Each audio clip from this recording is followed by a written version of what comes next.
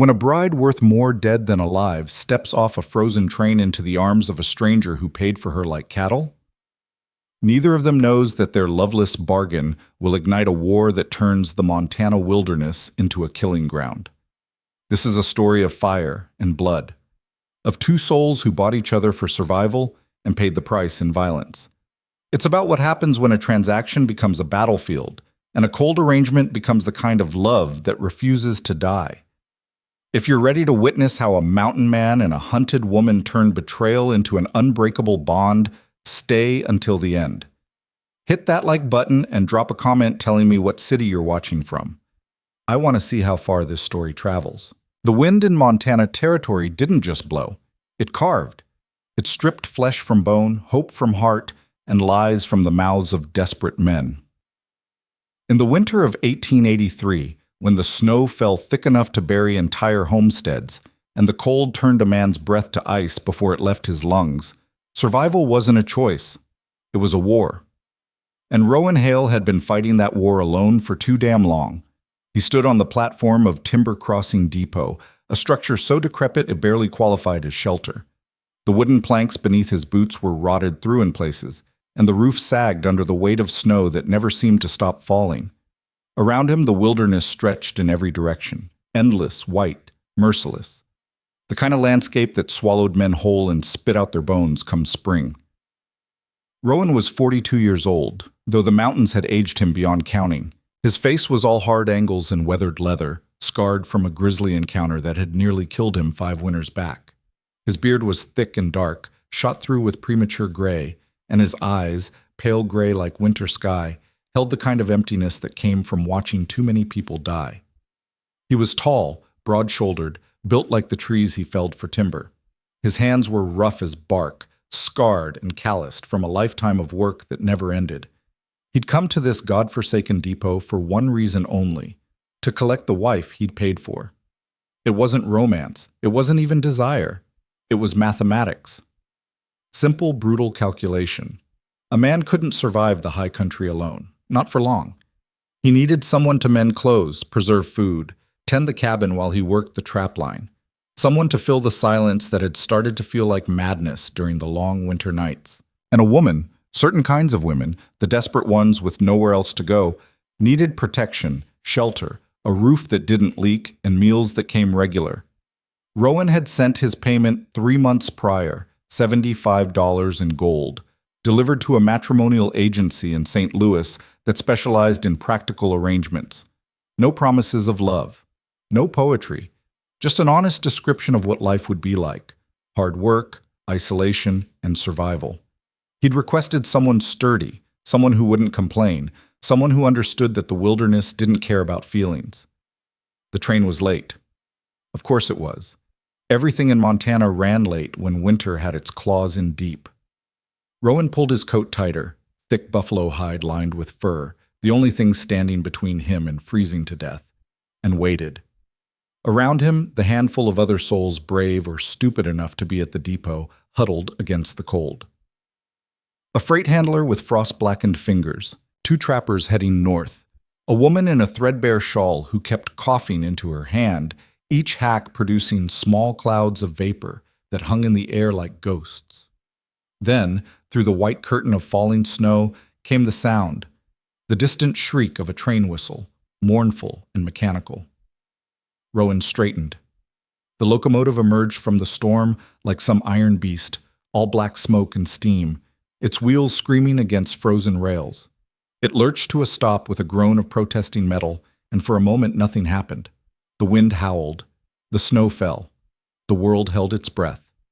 Then the passenger car door opened, and she stepped out. Rowan had expected someone plain, someone worn down by life, grateful for any opportunity, someone who would keep her head down and do her work without complaint. The woman who descended from that train was not what he expected.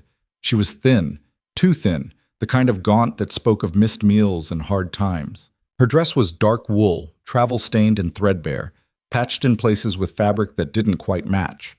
No proper coat, just a shawl wrapped tight around her shoulders that did almost nothing against the cold. Her hair was dark, nearly black, pulled back in a simple braid that hung over one shoulder. Her skin was pale, her lips nearly blue from cold. But it was her eyes that stopped him. Amber, sharp and bright like a hawk's, burning with something fierce and unbreakable despite the way her body shook from the cold. She stood on that platform like she was daring the wilderness to try and kill her, like she'd already survived worse than anything Montana could throw at her. She had a battered carpet bag in one hand and nothing else. No trunk, no belongings, just the bag and whatever secrets it held. For a moment, they just stared at each other across the platform. Rowan broke the silence first. "Clara Voss?" His voice was rough from disuse.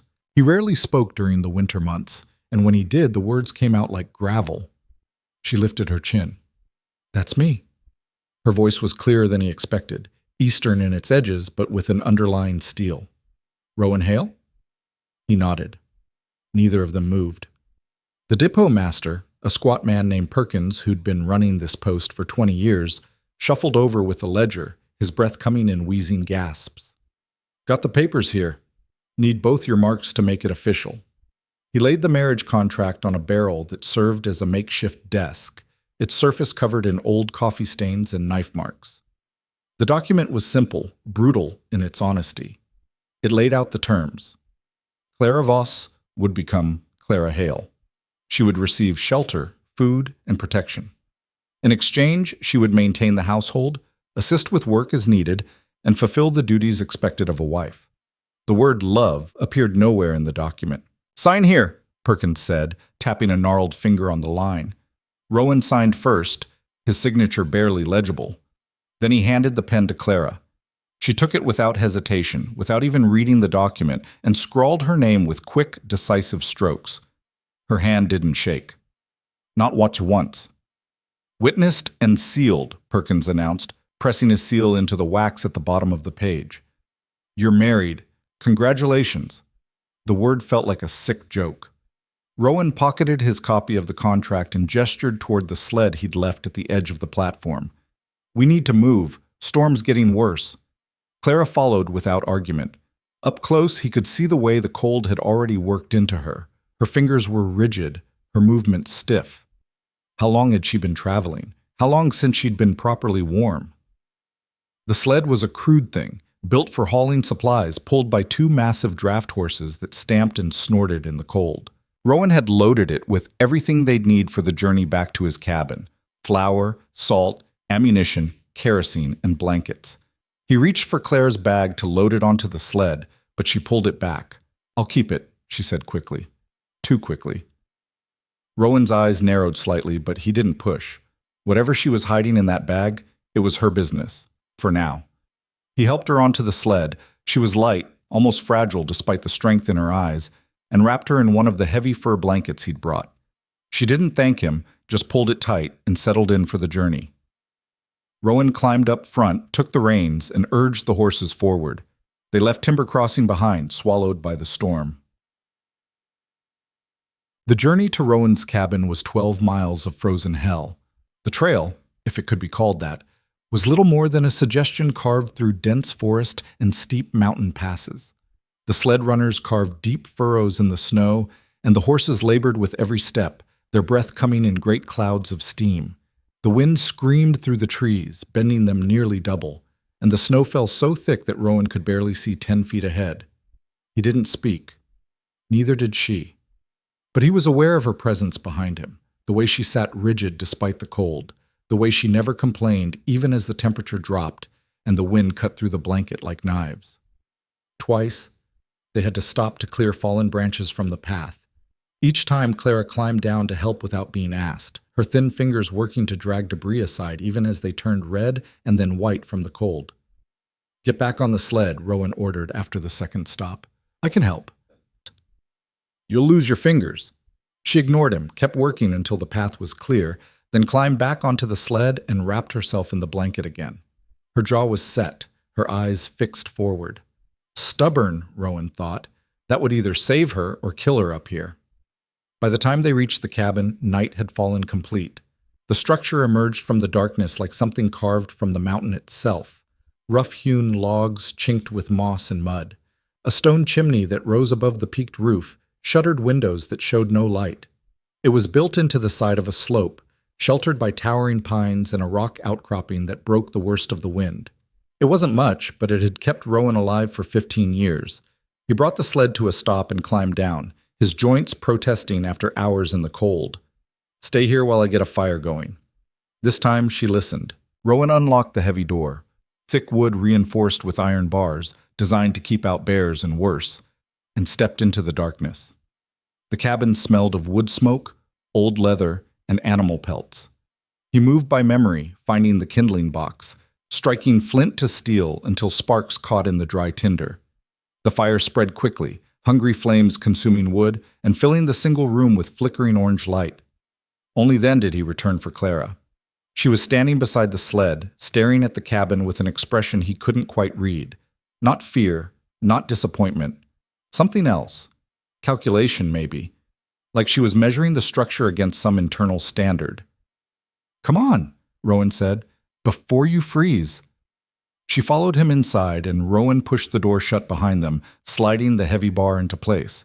The cabin was a single room, maybe 20 feet by 20 feet, with a sleeping loft accessible by a ladder along one wall.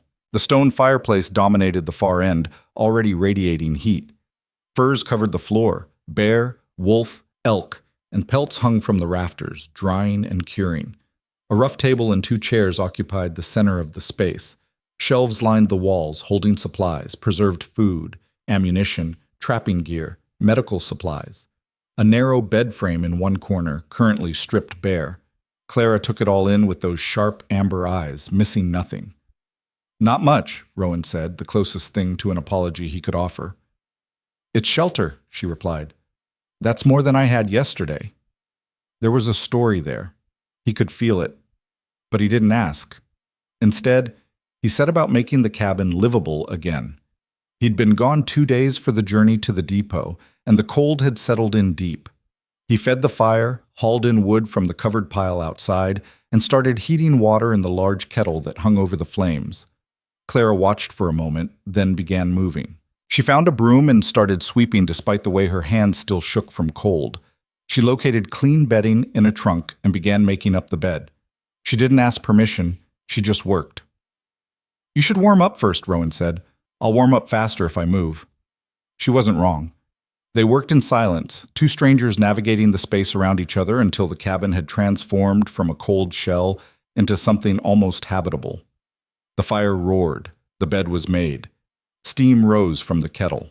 Rowan made coffee, thick and bitter the way he liked it, and poured 2 cups. He set one on the table near Clara and kept the other for himself. She wrapped her hands around the cup, letting the heat seep into her frozen fingers. For the first time since she'd stepped off that train, some of the rigidity left her posture. They drank in silence. Finally, Rowan spoke.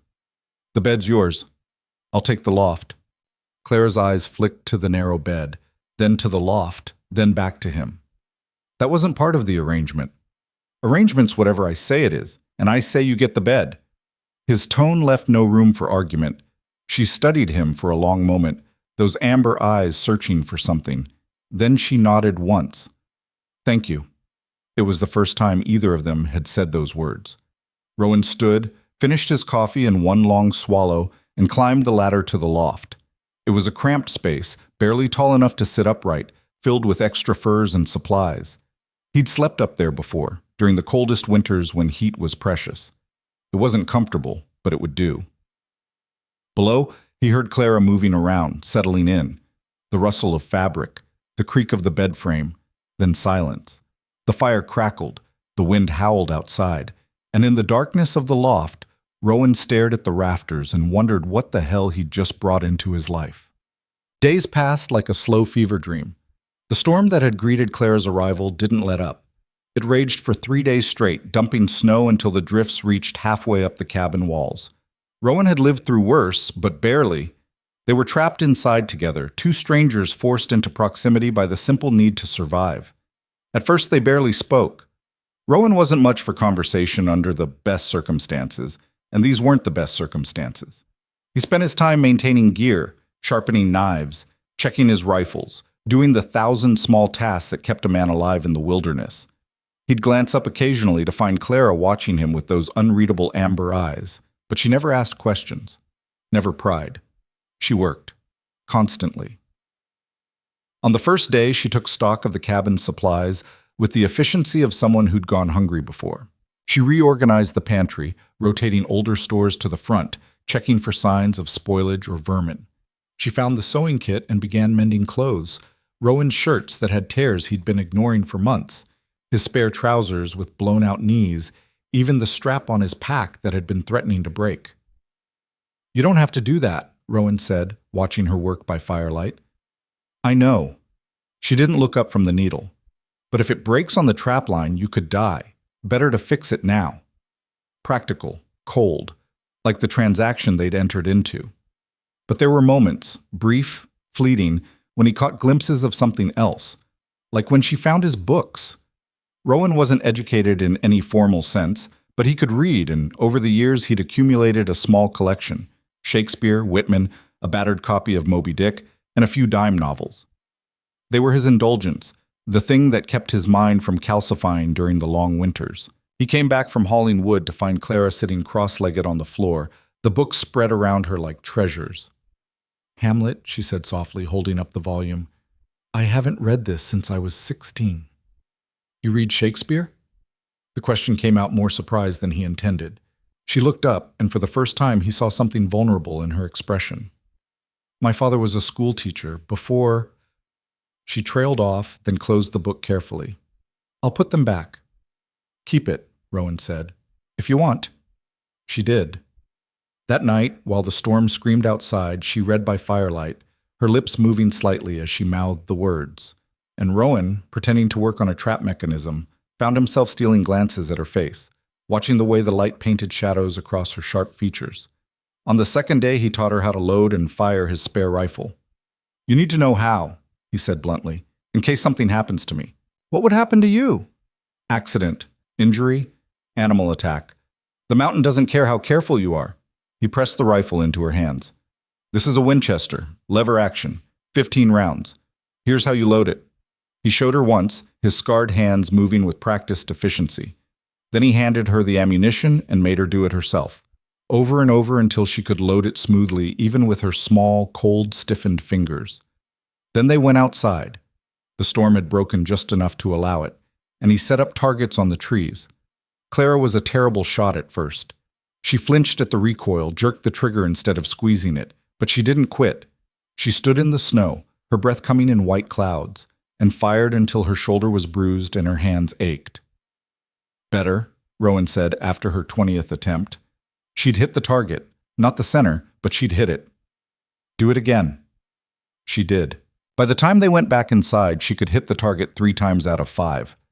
Not great, but better than nothing. "Why are you teaching me this?" she asked, her voice quiet as she cleaned the rifle the way he'd shown her. Rowan didn't look at her. "Because you need to know." "That's not an answer." He met her eyes then. "Because I don't want you to die." Something shifted in her expression. Not gratitude exactly. Something deeper. "I don't want to die either." It was the most honest thing either of them had said. That night, Clara cooked. It was the first real meal Rowan had eaten in months. Venison stew with wild onions and herbs she'd found in his stores, biscuits made from flour and lard, even coffee that didn't taste like mud. She worked over the fire with quiet confidence, and when she set the food in front of him, he stared at it like it might be a trick. "Eat it before it gets cold," she said. He did, and it was good. Better than good. It tasted like something worth living for. "Where'd you learn to cook like this?" he asked between bites.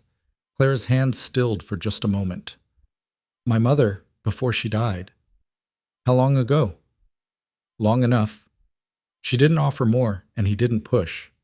They ate in silence, the fire crackling between them. But later, when Rowan climbed to the loft to sleep, he found himself thinking about that answer. Long enough. What did that mean? And why did she say it like she was measuring time in scars instead of years? On the 4th day, the storm finally broke. Rowan woke before dawn to absolute silence, the kind that only came when the wind had died completely. He descended from the loft to find Clara already awake, standing at the window with the shutters cracked open, staring out at the transformed world. The snow had stopped. The sky was clear, cold and perfect, stars fading as the first light of dawn turned the horizon pale. The drifts outside were enormous, higher than a man's head in places, but the violence of the storm had passed. "It's beautiful," Clara said softly. Rowan joined her at the window. From here they could see the valley below, the way the snow-covered landscape stretched out like a blank canvas. In the distance, the peaks of the mountain range rose like jagged teeth against the lightening sky. "It'll kill you if you're not careful," Rowan said. "So will a lot of things." She turned to look at him. "When do you check your trap line?" "Today. Storm's been down for 3 days. Anything I caught is frozen solid by now, but I need to reset the traps." "I'm coming with you." "No." "Why not?" "It's dangerous. The snow's unstable. There could be wolves, cats, bears coming out of their dens." "Then you shouldn't go alone," Clara interrupted. Her voice was calm, but there was iron underneath. "If something happens to you out there, I won't know. I won't be able to help, and I'll be trapped here, alone, without any idea if you're dead or injured." Rowan wanted to argue, but she was right. He'd been running the trapline solo for years, and it was stupid. One bad fall, one wrong encounter, and he'd die in the snow with no one to know or care. "You'll do exactly what I tell you," he said finally. "Yes." "You stay close. You don't wander. You see a predator, you tell me immediately." "I will." He studied her for a long moment.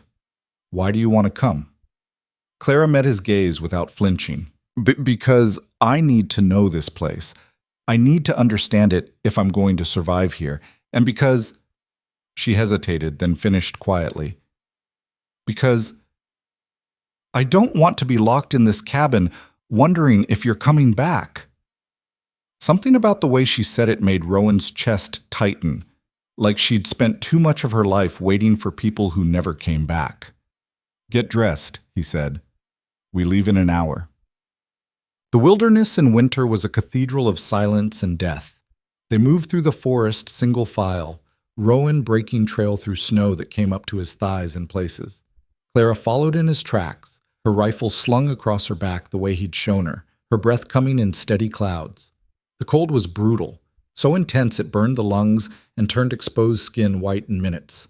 Rowan's trap line ran a rough circuit through the high country, 30 traps spread over 15 miles of brutal terrain.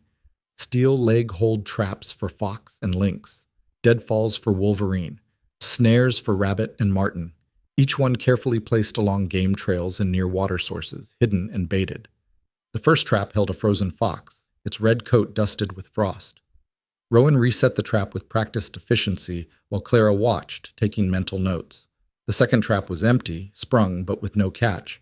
The third held a wolverine, massive and mean even in death, its fur thick and valuable. They worked their way through the line methodically. Rowan showed Clara how to read the forest, the tracks that told stories of what had passed, the marks on trees that indicated territorial boundaries, the subtle signs of predators nearby. "There," he said quietly, pointing to a cluster of prints in the snow. "Wolf. Big one. Male, probably. Passed through this morning." Clara studied the tracks. "How do you know it's male?" "Size. Gait. See how deep the prints are? He's heavy, well-fed, likely an alpha. Should we be worried?" "Not yet. He's moving through, not hunting here. But we watch anyway." They continued on. It was near the 8th trap that everything changed. Rowan spotted it first. A disturbance in the snow near a frozen creek. Not animal tracks. Something else. He raised his fist and Clara stopped immediately, her hand going to the rifle. He moved forward cautiously, and his blood went cold. The trap had been destroyed. Not sprung. Destroyed. Torn apart like something had gone at it with deliberate fury. Pieces of steel scattered across the snow. And near it, clear as daylight, were boot prints. Human boot prints. "What is it?" Clara whispered. Rowan didn't answer immediately. He knelt beside the prints, measuring them with his hand. Large. Bigger than his own. Fresh. No more than a few hours old. And there were more. 2 sets. No, 3.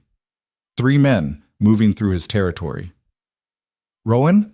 Clara's voice was tight now, edged with something that might have been fear. He stood, his hand dropping to the knife at his belt. We need to move. Now. What did you find? Someone's been here. Recently. Clara's face went pale. Who? Don't know, but they're on foot, they're armed, and they destroyed my trap. He met her eyes. You know anyone who might be looking for you? The question hung between them like a blade. Clara's jaw tightened. We need to get back to the cabin. That's not an answer. It's the only one I'm giving right now. Please, Rowan. We need to move. The fear in her voice was real. So was the urgency. Rowan had survived this long by trusting his instincts, and every instinct he had was screaming danger. Stay close, he ordered. We're heading back. Fast. They abandoned the rest of the trap line and started back toward the cabin, moving as quickly as the deep snow allowed. Rowan kept his rifle ready, his eyes scanning the tree line constantly. Behind him, Clara kept pace without complaint, but he could feel the tension radiating off her like heat. They were halfway back when they heard it. A crack. Sharp and unmistakable. Rifle fire. Rowan grabbed Clara and pulled her down behind a fallen log, pressing her into the snow. Stay down. Don't move. Another shot. Closer this time. Then voices, distant, muffled by the trees, but definitely human. Tracks lead this way. Can't be far. Wants her alive, remember? Rowan's blood turned to ice. Her. They were hunting Clara. He looked at her, and the expression on her face confirmed everything. This wasn't random. This wasn't coincidence. How many? He whispered. I don't know, she breathed. 3, maybe more. Who are they? Men who want me dead, or worse. Her eyes met his, and in them he saw genuine terror for the first time. I'm sorry. I'm so sorry. I thought I'd lost them. I thought... We'll talk about this later, Rowan cut her off. Right now, we survive. You understand? She nodded. Can you shoot while moving? I can try. Good enough. On my mark, we run for that cluster of pines. Then we move fast and quiet toward the cabin. If they get in range, you shoot center mass. Don't hesitate. Don't think. Just shoot. Okay. Rowan counted down silently. 3, 2, 1. Now! They broke from cover and ran. The forest erupted with gunfire. Bullets tore through branches, kicked up snow, whined past close enough to feel the displacement of air. Rowan fired back without aiming, just to make the bastards keep their heads down, then grabbed Clara's arm and hauled her into the cover of the pines. They ran through the wilderness like the damned, the forest a blur around them, death snapping at their heels.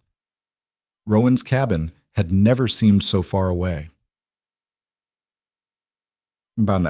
They burst through this cabin door with seconds to spare. Rowan slammed it shut, threw the heavy bar into place, then started shoving furniture against it. The table, the bench, anything heavy. Clara didn't ask questions. She grabbed the ammunition boxes and started loading every rifle in the cabin, her hands moving with desperate efficiency. How long do we have?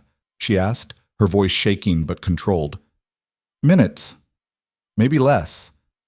Rowan moved to the window, cracked the shutter just enough to see out.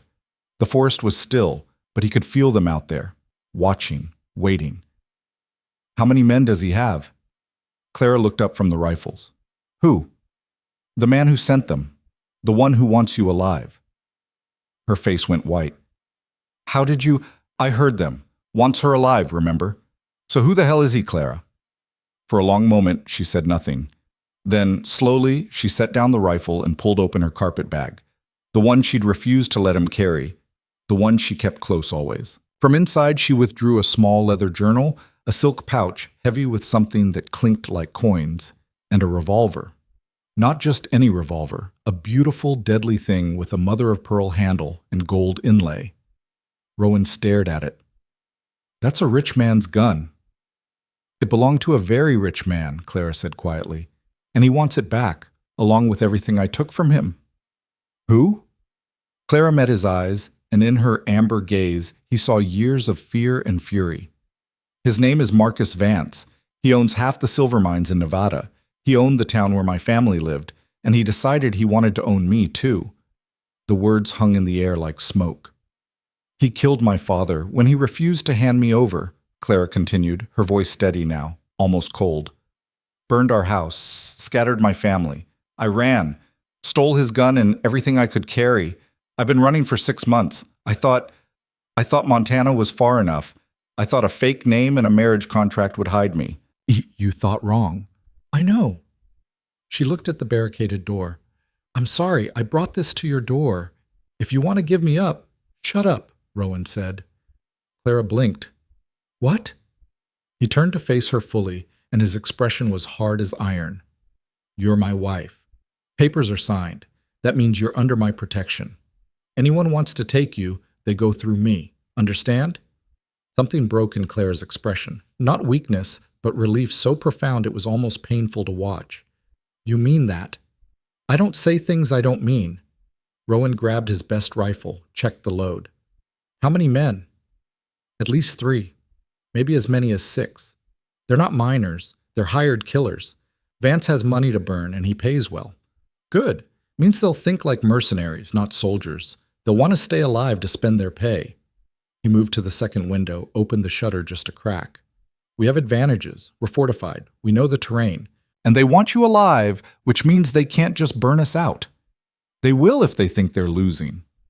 Then we make sure they don't think that. Rowan glanced at her. Can you shoot? I told you. Not at targets, at men. Can you pull the trigger knowing there's a human being on the other end? Clara's jaw set. Yes. You sure? The last man who tried to take me from my home, I hit him with a fireplace poker hard enough to crack his skull. So yes, Rowan, I can shoot. He believed her. Good. Take the back window. Anyone comes into view, you fire. Don't wait. Don't warn them. Just shoot. She nodded and moved into position, her rifle ready. They waited. Minutes stretched like hours. The silence outside was complete, oppressive. No birds, no wind, just the heavy quiet that came before violence. Then, from the tree line, a voice called out, Clara Voss, we know you're in there. The accent was cultured, Eastern, not the voice of a hired thug, but someone educated, someone who thought himself refined. Marcus Vance sent us, the voice continued. He's offering amnesty. You return what you took, you come back peacefully, and he'll forgive everything. You have his word. His word means shit, Clara shouted back before Rowan could stop her. A pause. Then, is there someone in there with you, Miss Voss? A man. How unfortunate. But I'm afraid we can't let witnesses live. If you care about his life at all, you'll come out now, alone, and we'll let him walk away. Rowan caught Clara's eye and shook his head. Lies. All of it. The moment she stepped out, they'd kill them both. You have 1 minute to decide, the voice called. Rowan moved to Clara's side. How many can you see? She peered through the shutter. 2. No, 3. All armed with rifles. There's more in the trees. I can see movement. Positions? Northeast near the big pine. East, behind the rock outcrop. Southeast, using that fallen log for cover. Rowan smiled grimly. They've got us surrounded on 3 sides. Smart. But they left the western approach open. Probably have men there too, but farther back. What's the plan? We make them bleed. Make them think twice about pressing the attack. He raised his voice. This is Rowan Hale. This is my land, my cabin, and my wife. You're trespassing. Leave now or I'll plant you in the snow.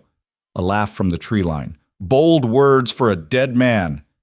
Then all hell broke loose. The first shot shattered the shutters on the eastern window. Rowan returned fire immediately, his bullet finding the man behind the rock outcrop. A scream confirmed the hit. Not a kill, but enough to make him think twice. Gunfire erupted from all sides.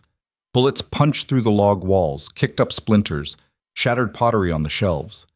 Rowan moved through the chaos with cold precision, firing from different positions, making them think there were more defenders than just 2. Clara fired from the back window. 1 shot, 2, 3, and each time she didn't flinch. Her amber eyes were hard and bright, and her jaw was set with determination. Reloading, she called. Cover! Rowan fired a volley that forced the attackers to duck, giving her time. The assault lasted 5 minutes that felt like hours. Then, abruptly, it stopped. Silence crashed down like a weight. Rowan counted his breaths, Assess the damage. 2 windows destroyed, walls riddled with holes that let in streams of cold air, ammunition running lower than he'd like. But they were alive. Both of them. Clara? Still here. She was breathing hard, but her hands were steady. I hit one. I think. I know you did.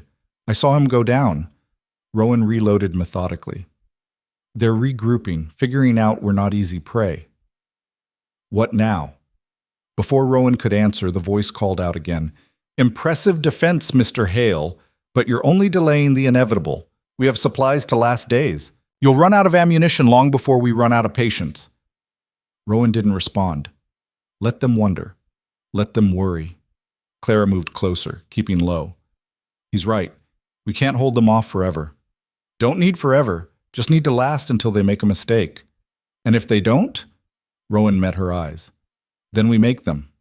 They fortified through the evening, using furniture and pelts to plug the worst of the bullet holes.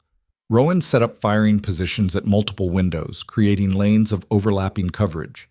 Clara distributed ammunition, water, and the last of the food where they could reach it quickly. As darkness fell, they allowed themselves a brief moment to rest. Clara sat with her back against the wall, the rifle across her lap, her face lit by the dying firelight. Thank you, she said quietly. For what?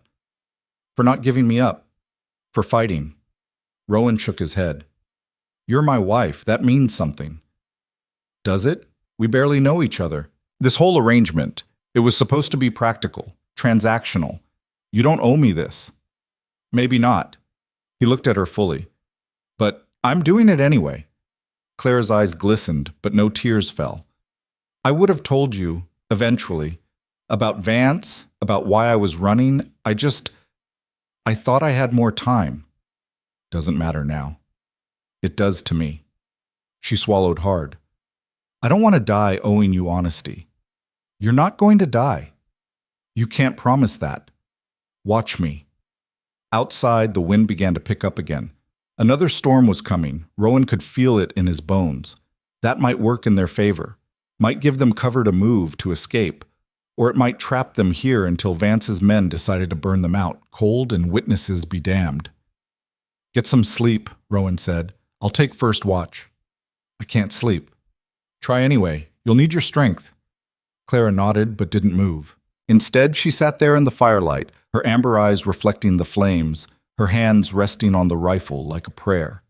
And Rowan, watching her, felt something shift in his chest, something he'd thought long dead. He'd bought himself a wife to survive the winter, but somewhere in the chaos and gunfire, in her courage and her honesty, she'd become something more, something worth fighting for, something worth dying for if it came to that. The night deepened, the storm gathered strength, and in the cabin, 2 people who'd started as strangers prepared to face the dawn together, whatever it might bring. The storm arrived with the fury of something alive and vengeful. Rowan woke to the sound of wind screaming through the bullet holes in the cabin walls, each gap whistling like a chorus of the damned. He dozed off sometime after midnight, his body finally surrendering to exhaustion despite every instinct telling him to stay alert. Now, in the gray pre-dawn light filtering through the damaged shutters, he assessed their situation with the cold clarity of a man who'd survived too many winters to lie to himself. They were in trouble. Clara was still awake at the back window, her rifle propped against the sill, her eyes red-rimmed but sharp. She hadn't slept at all, he realized. She'd kept watch while he'd failed to. You should have woken me, he said, his voice rough. You needed rest more than I did. She didn't look away from the window. Besides, I saw movement twice. Wanted to be sure before I fired.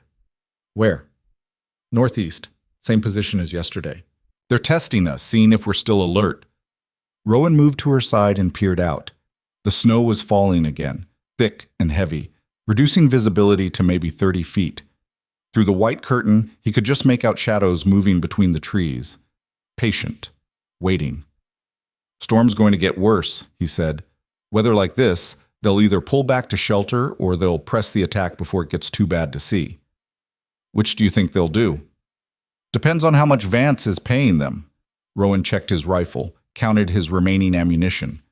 43 rounds for the Winchester, maybe 60 for the other rifles combined. Not enough for a prolonged siege. How much did you take from him? Clara's jaw tightened. Enough to make him angry, not enough to ruin him. That's not an answer. She was quiet for a moment, then reached for her carpet bag. From inside, she withdrew the silk pouch and opened it. Gold coins spilled across the floor, glinting in the firelight. Dozens of them. Maybe 100. Rowan stared. That's got to be $5,000 at least. 6,300. Claire's voice was flat. From his personal safe, along with this. She produced a leather-bound ledger, its pages filled with cramped handwriting. Records of every bribe, every threat, every illegal deal he's made in the last 5 years. Enough to send him to prison if it reaches the right authorities. So you didn't just rob him. You took his insurance. I took what I needed to survive. Clara met his eyes. He killed my father for refusing to sell our land. He would have taken me as his property. I wasn't going to let that happen. So I waited until he was drunk, took what I could carry, and ran. How long ago? 6 months. I thought I'd lost them in Kansas City, then again in Denver. But Vance has reach, money buys loyalty, or at least silence. She gathered the coins back into the pouch. If we survive this, you can have it all. The gold, the ledger, everything. Payment for your trouble. Rowan shook his head. I don't want his money. Then what do you want? The question hung between them, and Rowan found he didn't have an easy answer. What did he want? He'd spent so long just surviving, just existing in this brutal wilderness, that he'd forgotten what it felt like to want something beyond the next meal, the next winter, the next sunrise. Before he could respond, a voice called out from the trees. Mr. Hale, I propose a parley. It was the same cultured voice from yesterday. Rowan moved to the front window, staying low. I'm listening. The storm is worsening. Neither of us benefits from freezing to death. I suggest a temporary ceasefire, 24 hours, after which we can resume our negotiations. Clara grabbed Rowan's arm. It's a trap. Probably. But Rowan was thinking. 24 hours of storm meant 24 hours where movement was nearly impossible. It would buy them time, but it would also give Vance's men time to regroup, to plan. What's your proposal? He shouted back. Simple. We withdraw to a safer distance. You and Miss Voss stay in your cabin. No one approaches, no one fires. Come tomorrow dawn, we discuss terms like civilized people. There's nothing civilized about what you're doing. A pause. Then, perhaps not. But I'm trying to prevent further bloodshed. Mr. Vance was quite clear. He wants Miss Voss alive and unharmed. That includes ensuring she doesn't freeze to death in a siege. So what do you say, Mr. Hale? Truce until dawn? Rowan looked at Clara. She shook her head vehemently, but he could see the exhaustion in her face, the way her hands trembled slightly from cold and adrenaline. They needed rest. They needed time to think, to plan. 24 hours, he called back. But if I see any of you within 100 yards of this cabin, the deal's off. Agreed. You have my word as a gentleman. Your word doesn't mean shit to me, but I'll take the truce anyway. Rowan kept his rifle aimed at the trees. Pull back, now, where I can see you. Slowly, shadows detached from the forest. 4 men. No, 5. More than Rowan had estimated. They were bundled in heavy coats, their rifles slung across their backs in a show of non-aggression. They moved through the snow with the efficiency of professionals, retreating to the tree line and then beyond, until they disappeared into the storm. Rowan waited, watched, counted to 100. Nothing. They're really pulling back, Clara said, disbelief in her voice. For now. Rowan finally allowed himself to step away from the window. Doesn't mean they won't circle around, try something sneaky. We keep watching shifts. 2 hours on, 2 hours off. Rowan, that's the deal. You need sleep. I need sleep. We're no good to each other if we collapse from exhaustion. Clara wanted to argue. He could see it in her face, but she was too tired to fight. Fine, but I take first watch. No, you sleep first. I've got a few hours left in me. That's not Clara. His voice softened slightly. Let me do this. Please. Something in his tone made her stop. She studied his face for a long moment, then nodded. 2 hours. Then you wake me. Promise. I promise. She moved to the bed, still made from days ago, now rumpled and cold, and lay down without removing her boots or her coat. Within minutes, exhaustion claimed her, her breathing evening out into sleep. Rowan stood watch, but his mind wasn't on the trees outside. It was on the woman sleeping behind him, the one who'd brought violence to his doorstep and somehow made him care whether he saw another sunrise. The hours passed slowly. Rowan kept his promise. When 2 hours had elapsed, he gently shook Clara's shoulder. She came awake instantly, her hand going to the rifle beside her, her eyes wide and alert. "Your turn," he said. "Nothing's moved out there. I think they're actually holding to the truce. For now." Clara stood, stretched muscles that had gone stiff. "Get some sleep. I'll wake you if anything changes." Rowan wanted to argue, wanted to stay awake through sheer force of will, but his body had other ideas. He climbed to the loft, wrapped himself in furs, and was asleep before he could think about how much he'd changed in just a few days. He woke to the smell of coffee. For a moment, disoriented in the darkness of the loft, Rowan thought he'd dreamed the entire siege. Then reality crashed back. The bullet holes, the barricaded door, the armed men waiting in the forest. He scrambled down the ladder to find Clara at the fireplace, heating water in the battered kettle. "How long was I out?" he asked. 4 hours. "You were supposed to wake me at 2. "You needed more." She poured coffee into 2 tin cups. "Nothing happened. The storm's worse now. Visibility is maybe 10 feet. If they tried to approach, we'd hear them." Rowan accepted the coffee, grateful for the warmth. Outside, the wind howled with renewed fury, and snow battered the walls like something trying to claw its way inside. The temperature had dropped even further. He could see his breath inside the cabin now, despite the fire. "We need to plug those bullet holes better," he said. "We're losing heat." They worked together, using scraps of leather and fur to cover the worst gaps, hammering them into place with wooden pegs. It was crude, but it helped. The wind's scream diminished to a moan, and the cabin grew marginally warmer. As they worked, Clara spoke. "Tell me about this place. How you ended up here." Rowan hammered in another peg before answering. "Not much to tell. Came west after the war, tried mining, tried logging, tried a dozen things that didn't take. Found this valley 15 years ago. Liked the isolation. Built the cabin. Stayed." "The war." Clara's voice was careful. "You fought?" "Everyone fought, one way or another." He didn't elaborate, and she didn't push. "No family? No one who missed you when you left?" "Had a wife once, before. Fever took her and our daughter the same winter." The words came out flat, factual. He'd said them so many times in his head they'd lost their ability to hurt. Almost. After that, figured I was better off alone. Clara was quiet for a moment. "I'm sorry. Long time ago." "Doesn't make it hurt less," and she moved to the next hole, fitted a piece of leather over it. "My mother died when I was 12, cholera epidemic. My father never remarried, said he couldn't imagine loving anyone else, so it was just the 2 of us. Must have been hard when Vance killed him." "The hardest thing I've ever endured." Clara's voice cracked slightly. "He was a good man, taught school, believed in education, believed people could be better than their worst instincts. When Vance's men came with their offer, sell the land or else, my father refused. Said some things couldn't be bought. 3 days later, our house burned. Father was still inside. They make it look like an accident? Of course. And the sheriff, Vance's man naturally, ruled it misadventure. No investigation, no justice." She hammered the peg with more force than necessary. "That's when I knew. There was no law coming to save me. No one who would stand up to Vance, so I had to save myself." "How'd you get into his safe?" A ghost of a smile crossed Clara's face. "Vance had a fondness for me. Started coming around after Father died, offering condolences, offering to help. I played along.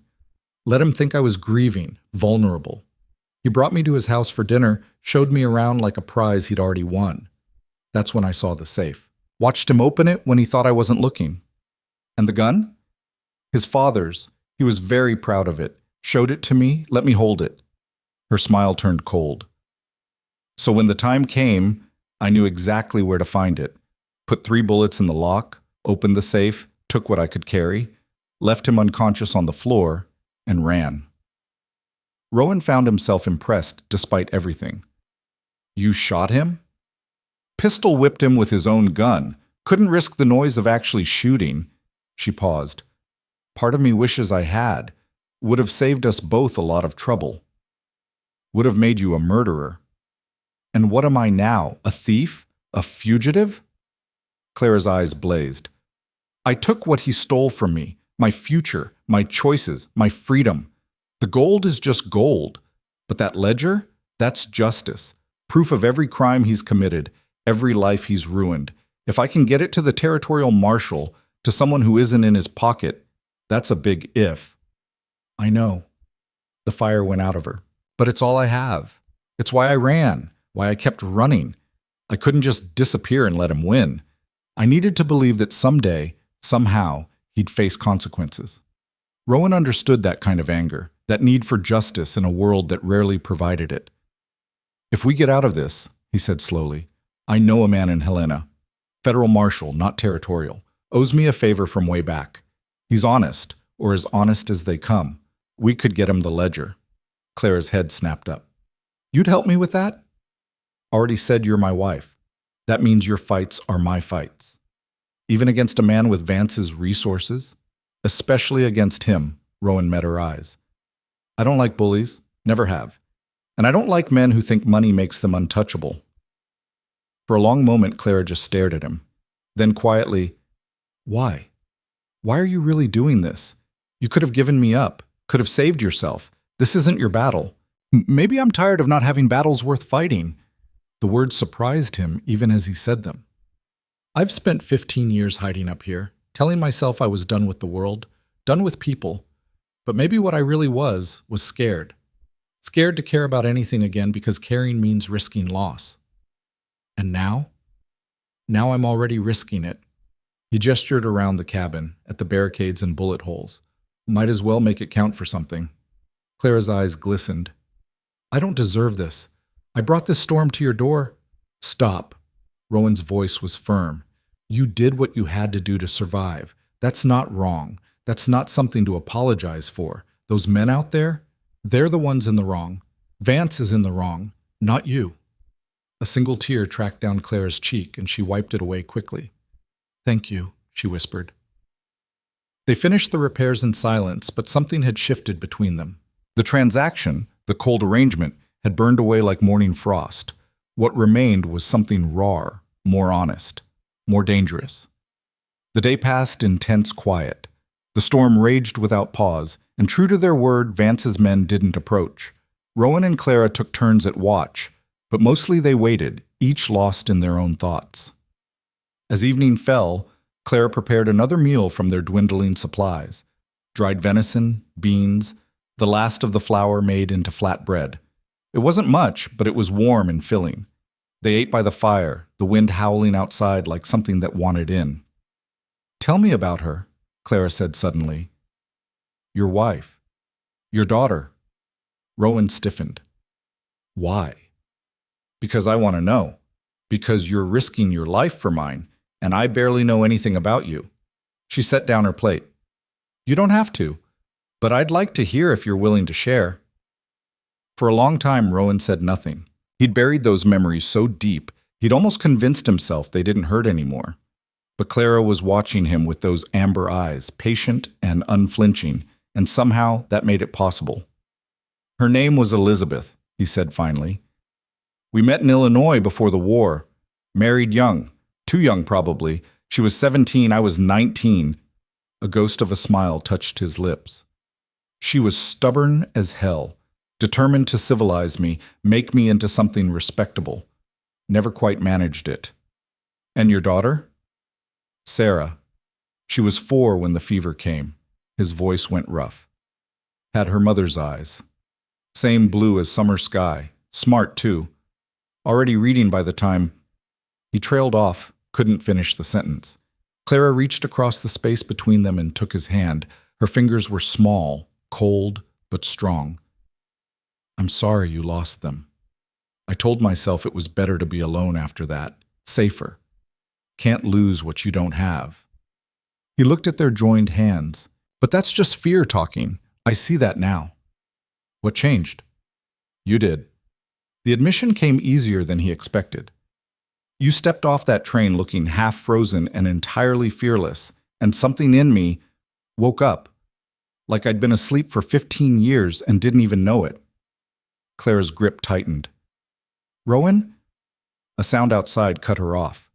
Footsteps, crunching in the snow. Close. Too close. They broke apart instantly, grabbing their rifles and moving to opposite windows. Through the darkness and falling snow, Rowan could just make out a figure approaching, alone, hands raised. Mr. Hale! Miss Voss! Don't shoot! I'm unarmed! It was the cultured voice again. Rowan tracked him with the rifle. You're violating the truce! I'm here to talk! Just talk! The figure stopped about 20 yards from the cabin, clearly visible in the light spilling from the windows. It was a man in his 30s, well-dressed beneath his coat, with the kind of face that had never known real hardship. I have a proposition from Mr. Vance. Not interested. Hear me out, please. The man's voice carried a note of desperation now. Mr. Vance is willing to negotiate. He understands that Miss Voss was distraught over her father's death. He's willing to forgive the theft if she returns what she took and agrees to certain terms. What terms? Clara called out, her voice hard. Marriage. Mr. Vance still wants to marry you, Miss Voss.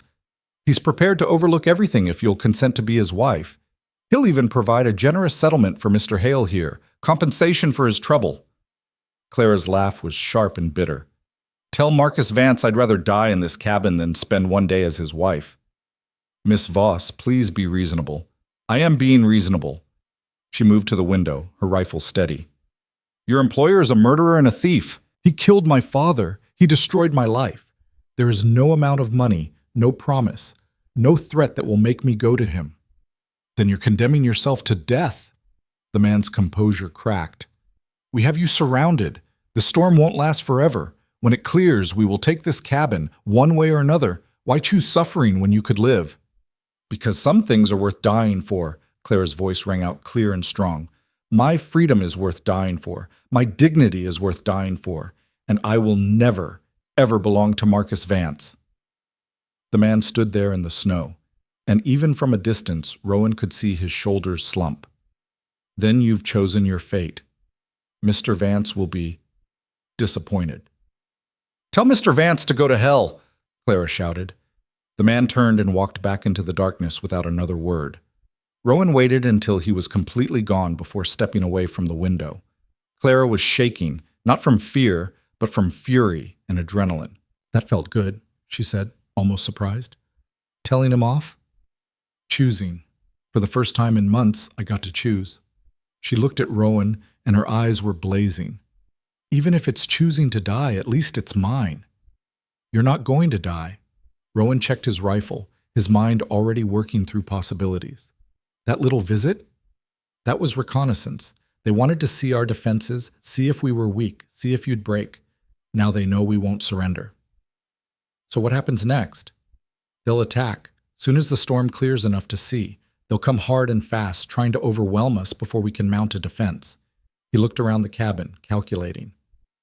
We need to be ready. They spent the next hours preparing.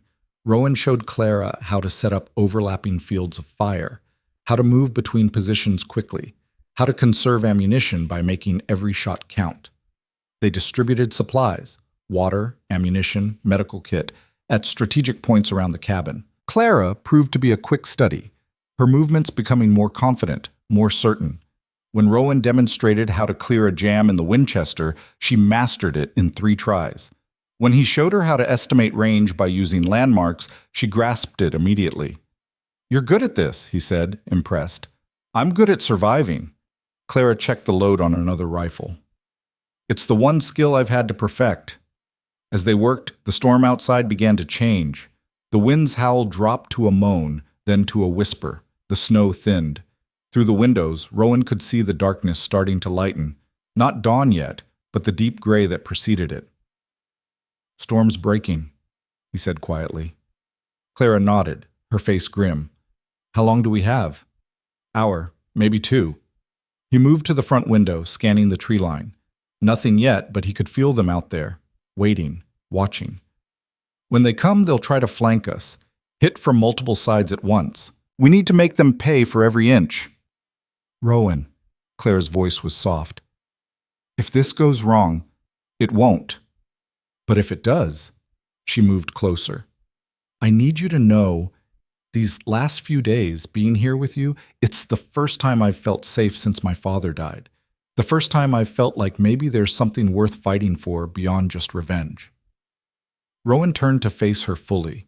In the firelight, her amber eyes were bright, her dark hair falling loose around her face. She looked fierce and beautiful and terrifyingly brave. Clara, let me finish. She took a breath. I came here as part of a transaction, a loveless arrangement.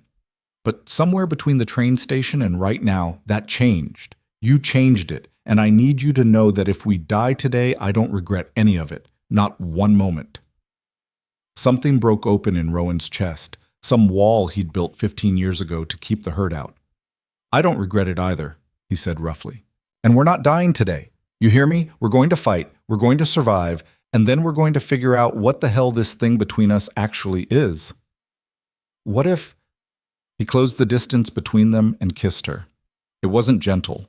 It was fierce and desperate and tasted like coffee and determination. Clara made a small sound of surprise, then kissed him back just as fiercely, her hands fisting in his shirt, pulling him closer. When they finally broke apart, both breathing hard, Rowan rested his forehead against hers. That's what, he said. That's what this is.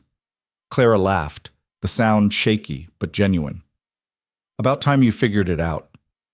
About time you did too.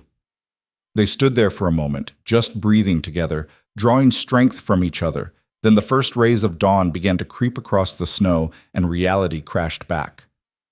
Positions, Rowan said quietly. Clara nodded and moved to her window. Rowan took his. They settled in to wait, weapons ready, hearts aligned. The attack came with the sunrise. They came in silence, moving through the pre-dawn gray like ghosts made solid.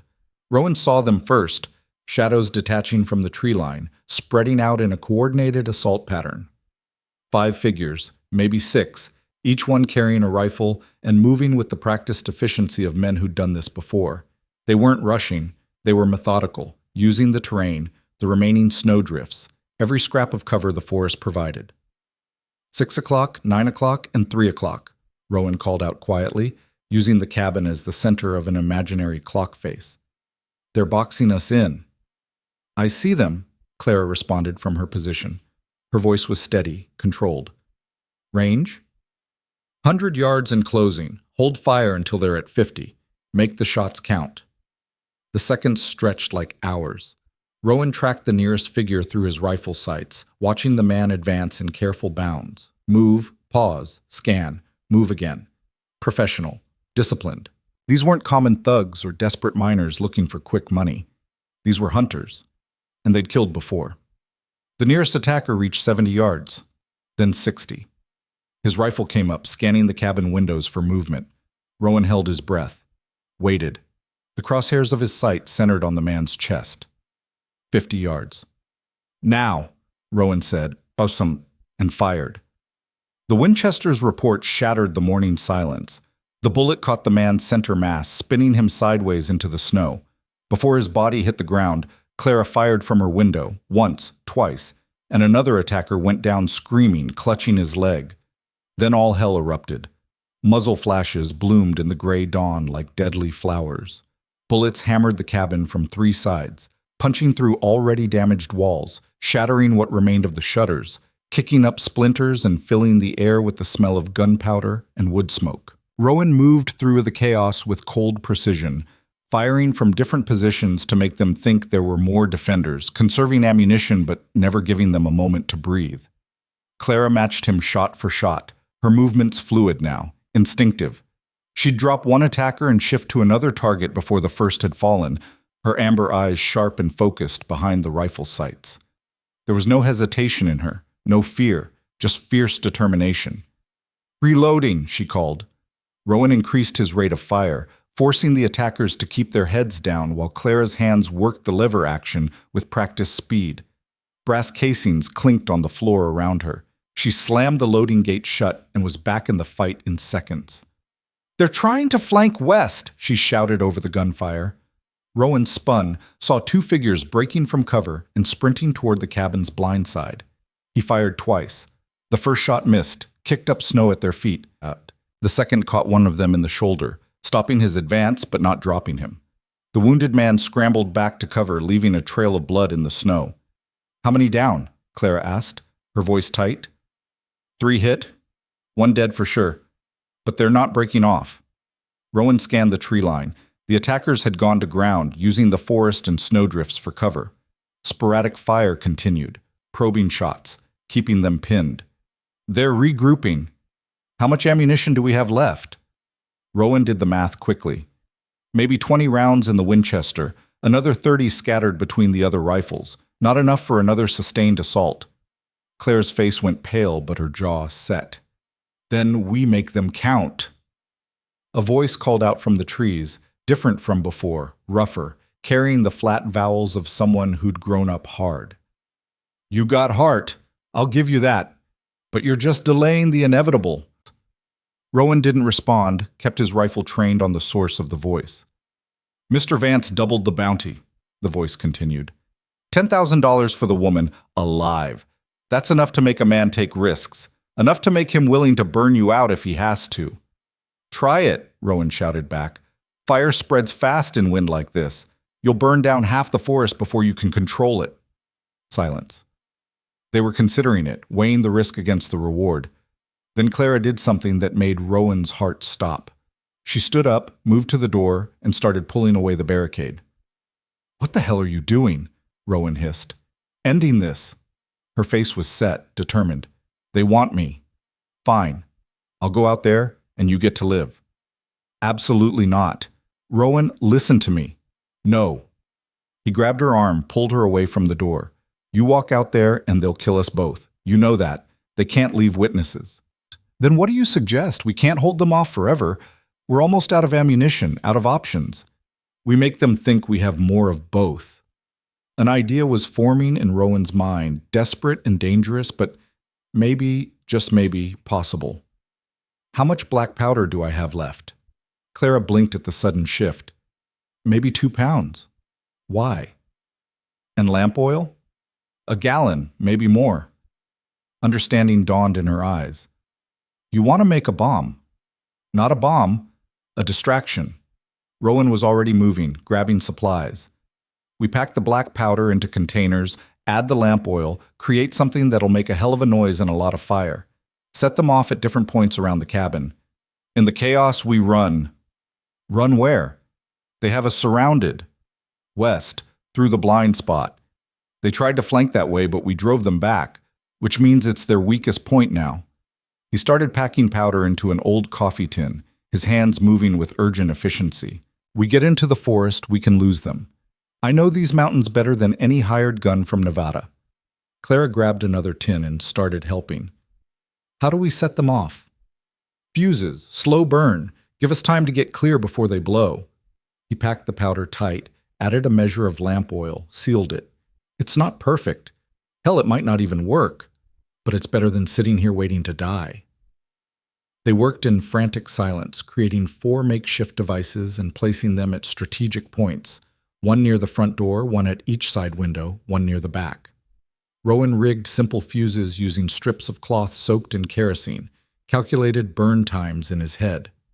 5 minutes, maybe 6 before the first one went off. When they blow, it's going to sound like the end of the world, he said. The noise alone should scatter them, make them think we've got reinforcements or we're burning the cabin ourselves. In that confusion, we move fast and quiet toward the tree line. Don't stop. Don't look back. Understand? Clara nodded. She'd already packed her carpet bag with the essentials, the ledger, the gold, the revolver. Everything else they were leaving behind. What about your furs, your supplies? This is your home. Home's just a place. Rowan looked around the cabin one last time, 15 years of his life contained in these rough walls. Then he looked at Clara, and the decision became easy. You're worth more than all of it. Something fierce and tender passed between them. No time for words. Clara reached up, pulled him down, kissed him hard and fast. Let's go raise some hell, she whispered. Rowan lit the first fuse, watched it catch and begin its slow burn. Then the second, third, fourth. The smell of kerosene filled the cabin, mixing with gunpowder and fear. "Ready?" he asked. "Ready." They moved to the western wall, where a window looked out on the slope and the forest beyond. Rowan eased the shutter open, scanned for threats. Two figures visible in the trees, but they were watching the front and sides, not this approach. "On my mark," he said softly. 3, 2, 1. The first device detonated. The explosion was massive, far larger than Rowan had calculated. The front of the cabin erupted in flame and smoke, the blast wave shattering what remained of the windows and sending a plume of fire 20 feet into the air. The sound was like thunder, rolling across the valley and echoing off the mountains. Before the echo died, the second device went off. Then the third. The cabin was an inferno, flames licking at the roof, smoke billowing into the dawn sky. In the chaos, Rowan and Clara went through the window and ran. They hit the snow at a sprint, Clara clutching her bag, Rowan with his rifle and a pack containing everything they could carry. Behind them, the fourth explosion sent debris flying, and the cabin, Rowan's home for 15 years, began to collapse in on itself, consumed by fire. Shouts erupted from the attackers, confusion and alarm mixing with the roar of flames. Rowan didn't look back.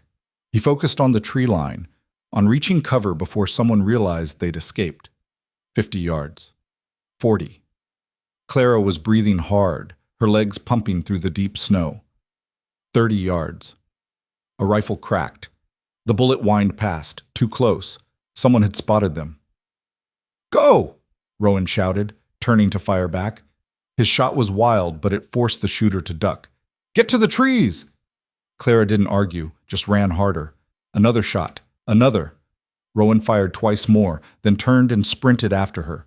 His lungs burned, his legs screamed, but fear and adrenaline pushed him forward.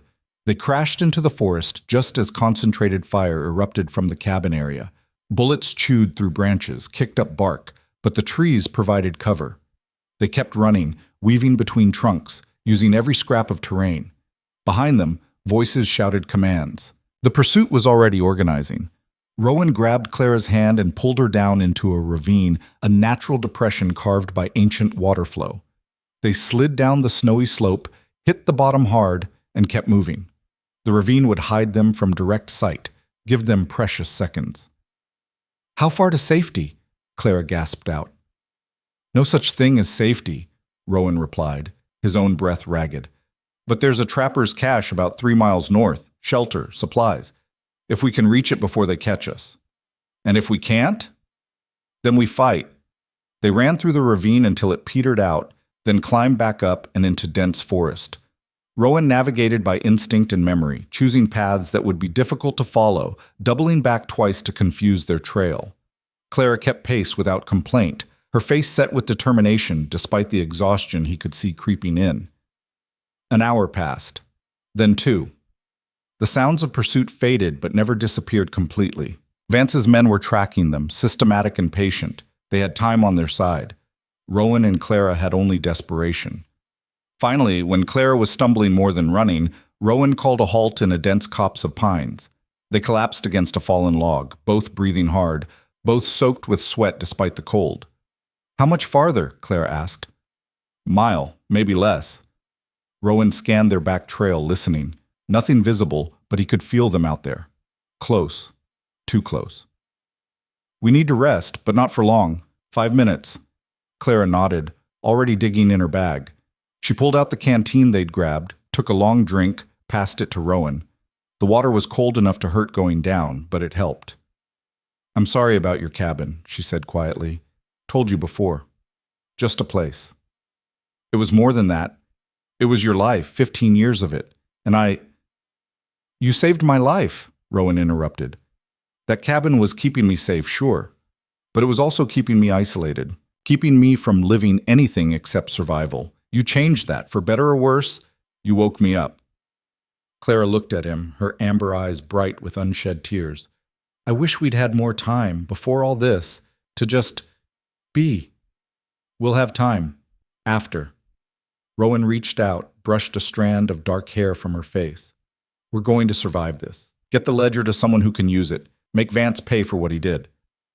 You really believe that?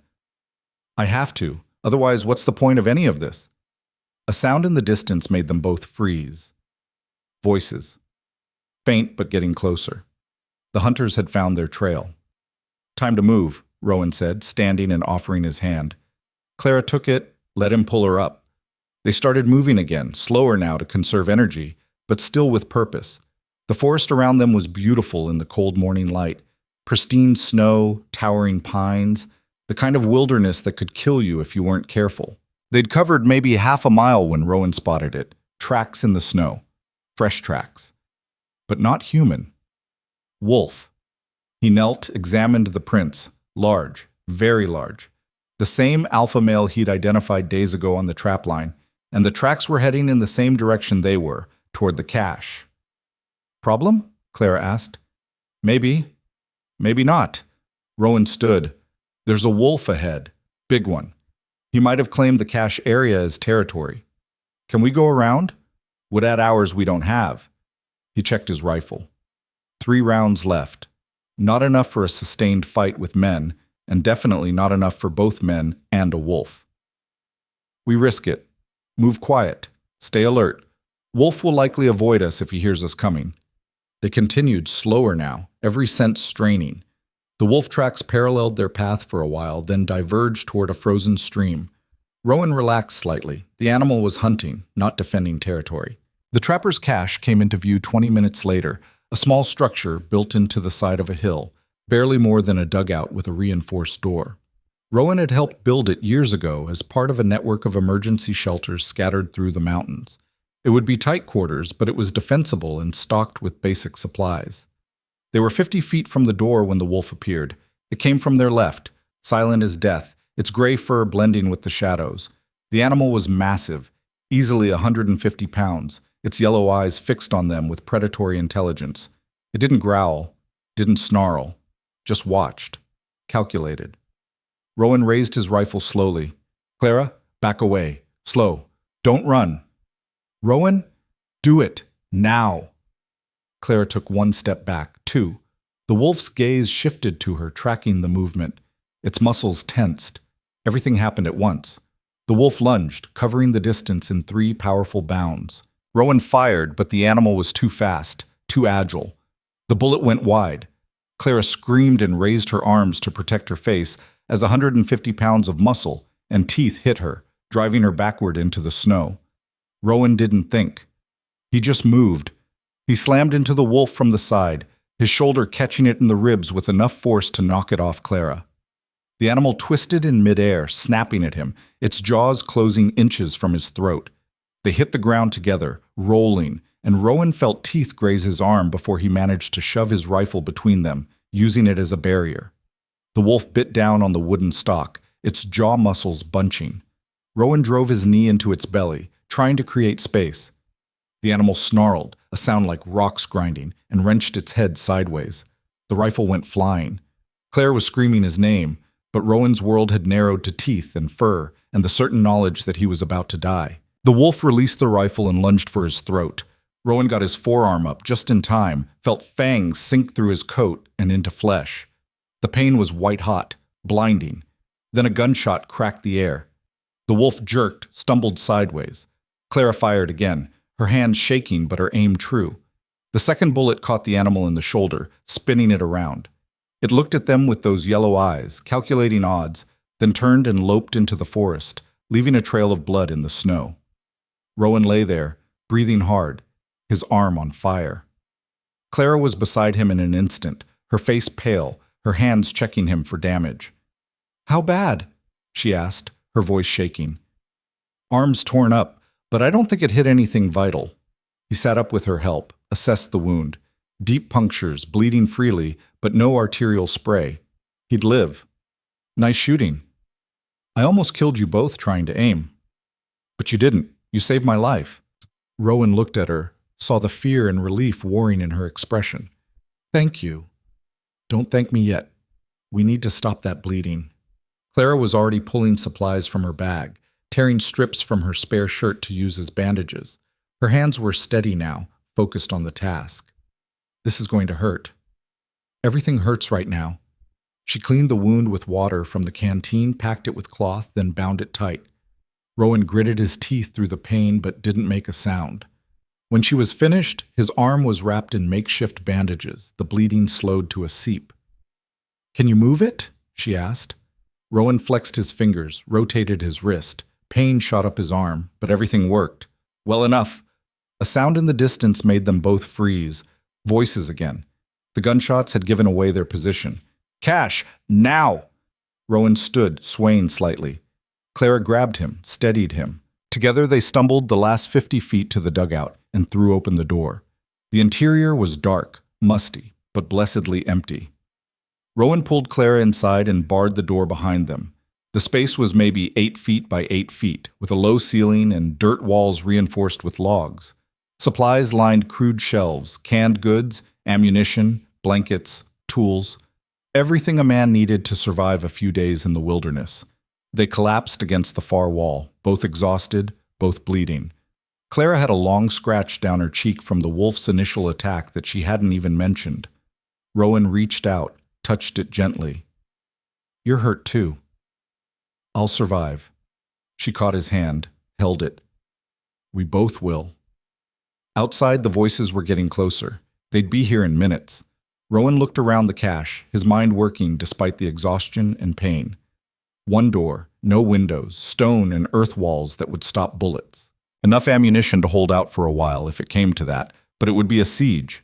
Eventually they'd run out of food, water, ammunition. Eventually Vance's men would dig them out or starve them out. Unless. "The ledger," Rowan said suddenly. "Give it to me." Clara pulled it from her bag, handed it over. Rowan flipped through the pages, scanning the entries, names, dates, amounts, bribes to judges, threats against competitors, violent acts committed on Vance's orders. And on the last page, something interesting, a name he recognized. "Jacob Thornton," Rowan said aloud. "Who?" "The federal marshal I mentioned, the one in Helena." Rowan pointed to an entry.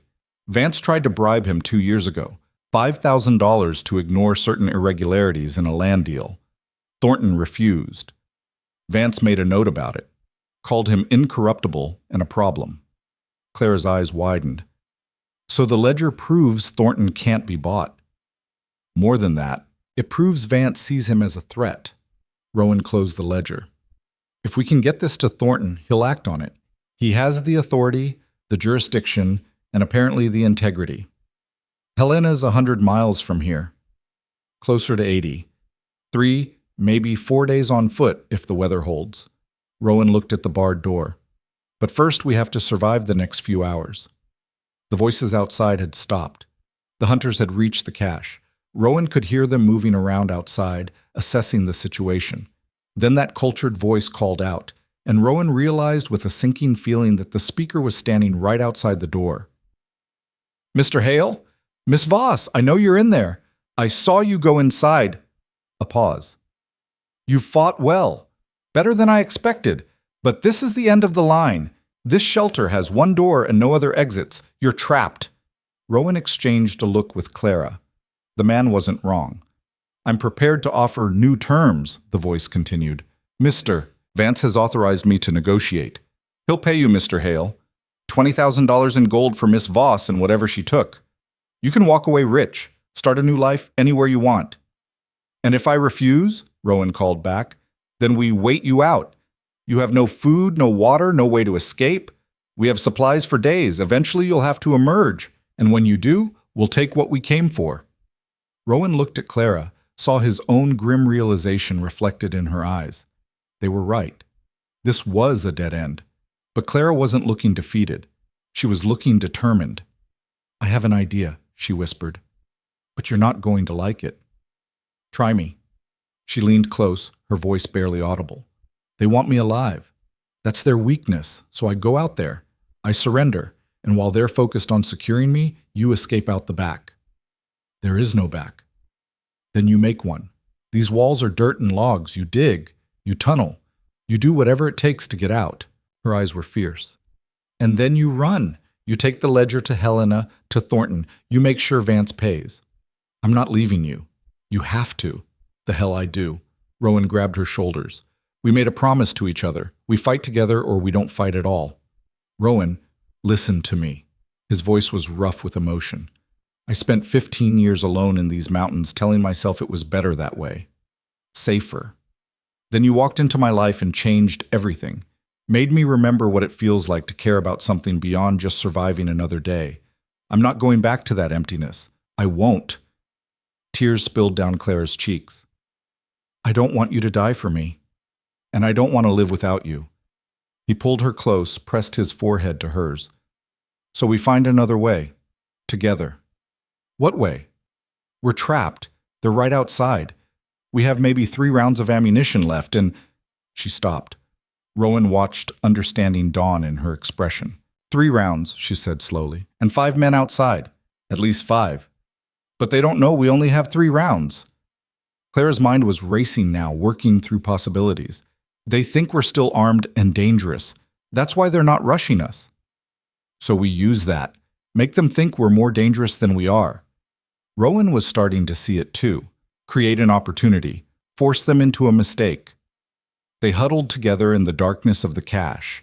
2 desperate people building a plan out of desperation and dwindling options. It wasn't a good plan. It probably wouldn't work. But it was all they had. And sometimes, when everything was stripped away, the money, the safety, the certainty, all that remained was the choice to keep fighting or to give up. Clara and Rowan had already made their choice. They were going to fight. The plan was insane, built on desperation and the thinnest thread of hope. But it was theirs. Rowan checked the cache's supplies one more time while Clara kept watch at the door, her ear pressed against the rough wood, listening to the movements outside. The hunters were settling in for a siege, their voices low and confident. They had time. They had numbers. They thought they had already won. That was their first mistake. 2 cans of kerosene, Rowan whispered, cataloging what they had to work with. Rope? 3 sticks of dynamite. Old, probably unstable, but they'll work. Matches. And these. He held up a handful of steel traps, the kind used for wolverine and bear. Brutal, unforgiving things with jaws that could break bone.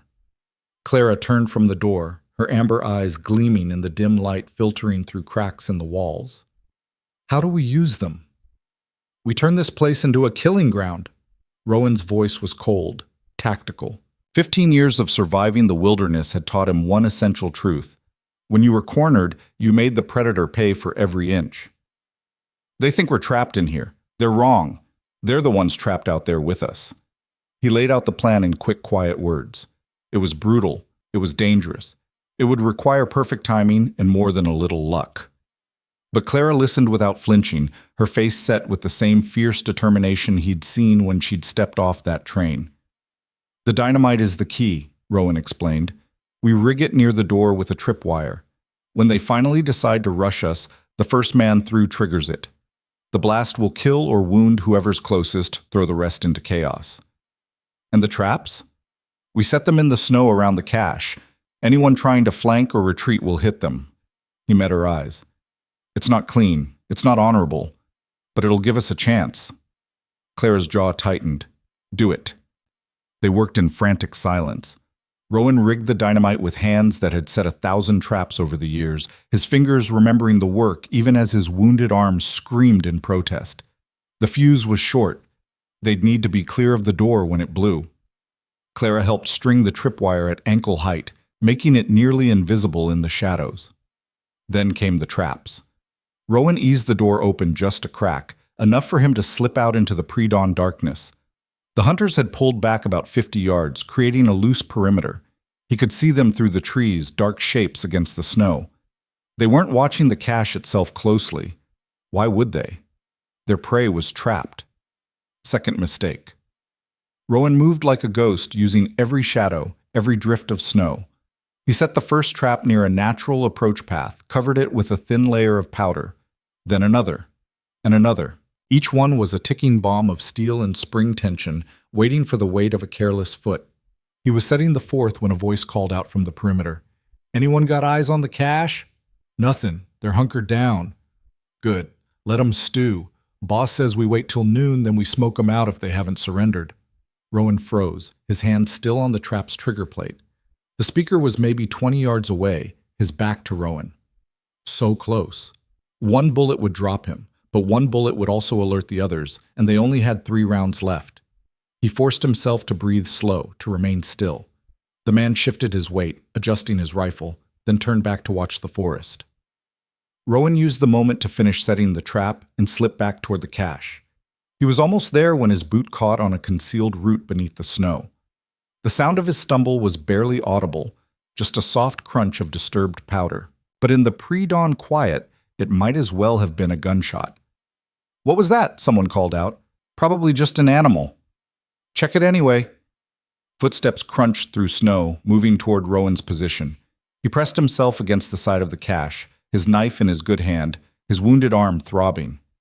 The footsteps came closer, closer. A shadow fell across the snow in front of him. The hunter rounded the corner of the cache, rifle raised, and found himself staring at Rowan from 3 feet away. For a frozen instant, both men just stood there. Then Rowan moved. He lunged forward, his knife driving up under the man's ribs, even as his other hand clamped over the hunter's mouth, muffling the scream. The man's eyes went wide, shocked, then glazed. His rifle clattered to the snow. Rowan held him until the struggling stopped, then lowered the body carefully into a drift. His heart hammered against his ribs. That had been too close, too loud. "Morrison?" someone called from the perimeter. "You find something?" Rowan didn't answer, just grabbed the dead man's rifle. A beautiful Winchester with a full magazine, and slipped back to the cache door. Clara pulled him inside, her face white. "I heard 1 down, but they'll notice soon." Rowan barred the door again, his hands shaking slightly from adrenaline. "How much time before they realize he's not coming back?" "Minutes, maybe less." Clara checked the dynamite rig, made sure the tripwire was taut. "Are we ready?" "As ready as we'll ever be." They positioned themselves at the back of the cache, as far from the door as the small space allowed. Rowan had the newly acquired Winchester, 15 rounds of fresh ammunition. Clara had her revolver and the remaining rifle, their last 3 bullets distributed between them. It wasn't much, but it was more than they'd had 5 minutes ago. Outside, voices rose in alarm. "Morrison's down. I found him behind the cache. Knife wound. They got out. How the hell did they get out? Spread out. Find them. Wait, they might still be inside. It could be a trap." "Smart man," Rowan thought grimly. "Too bad he's right." The voices argued, debated. Rowan counted at least 4 distinct speakers, maybe 5. They were scared now, cautious. The hunters had become the hunted, and they knew it. Finally, the cultured voice, their leader, cut through the confusion. "Enough! We do this smart. Jackson, you and Torres approach from the sides. Williams, cover the door. I'll give them one last chance to surrender, then we go in hard and fast." Movement outside. Footsteps circling the cache. Rowan tracked them by sound, his finger resting lightly on the Winchester's trigger. "Mr. Hale, Miss Voss," the leader called. "You've killed one of my men. That changes things. Mr. Vance's offer is rescinded.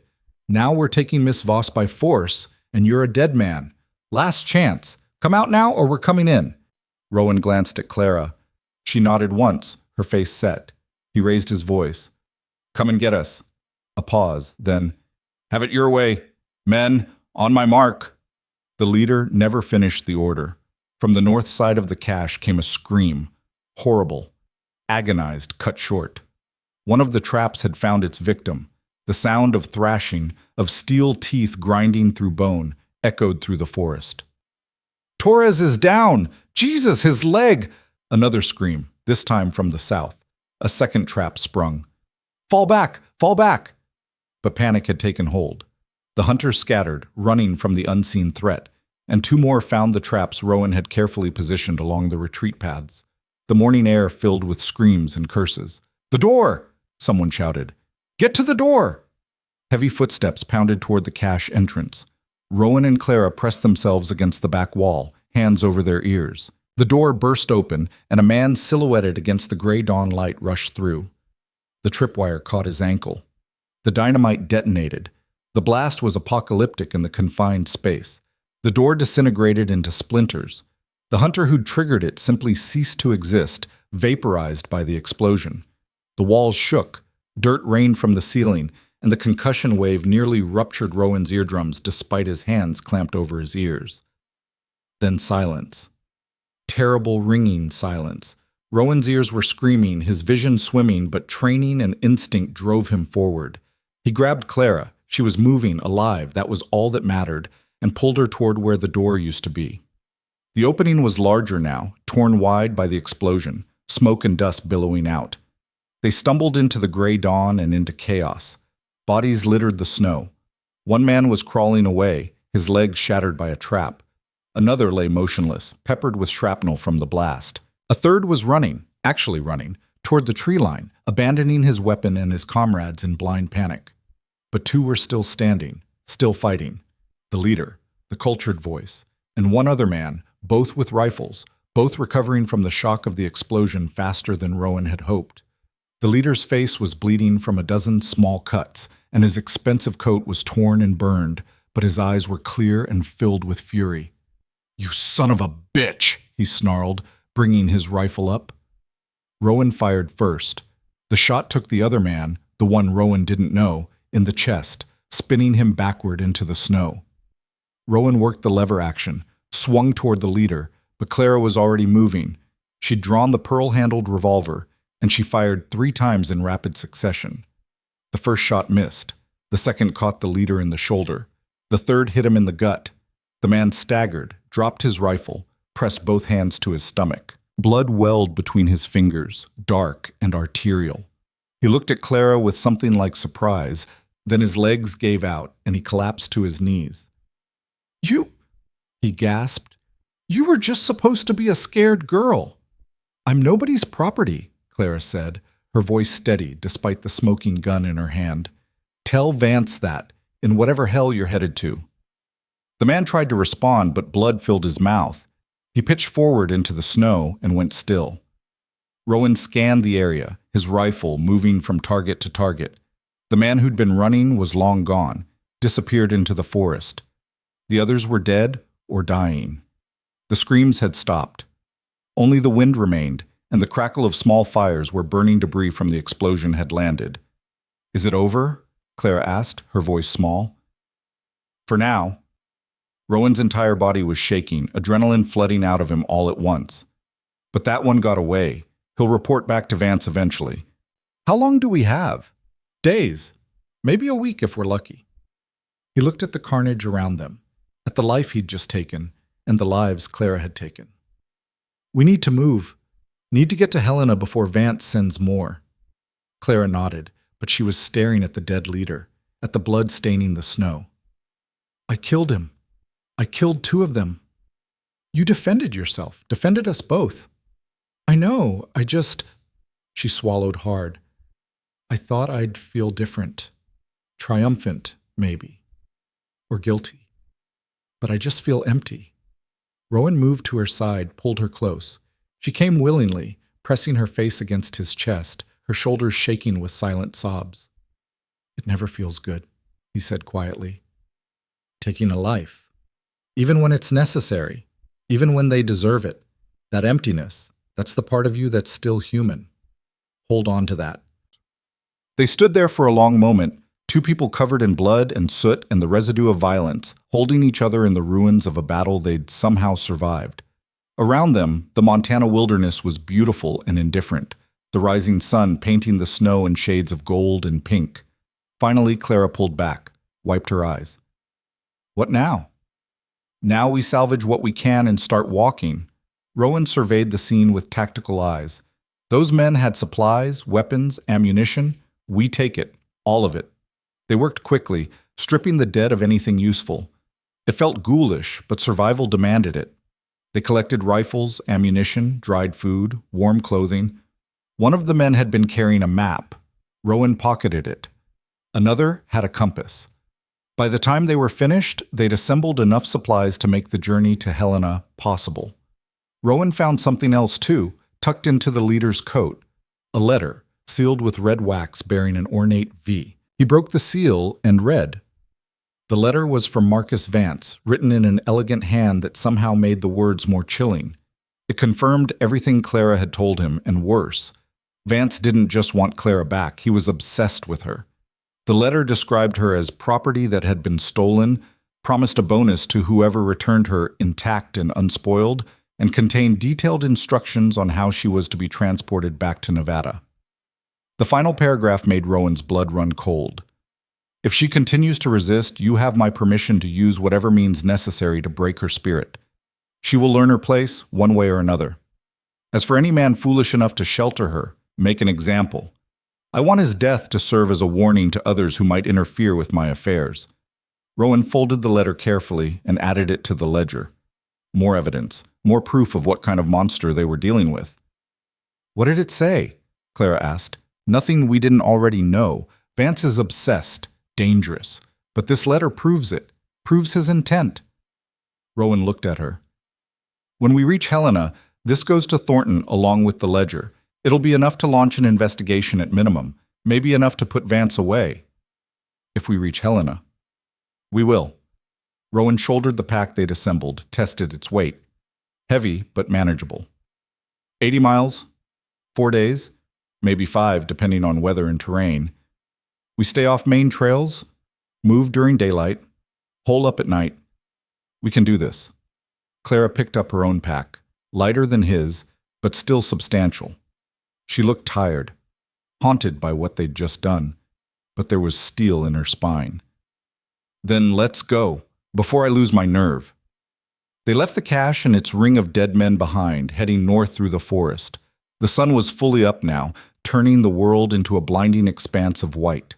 Rowan navigated by memory and instinct, choosing game trails and ridgelines that would keep them hidden but allow for faster travel. The first day was brutal. Every muscle in Rowan's body screamed in protest, and his wounded arm had swollen badly, the bandages stiff with dried blood.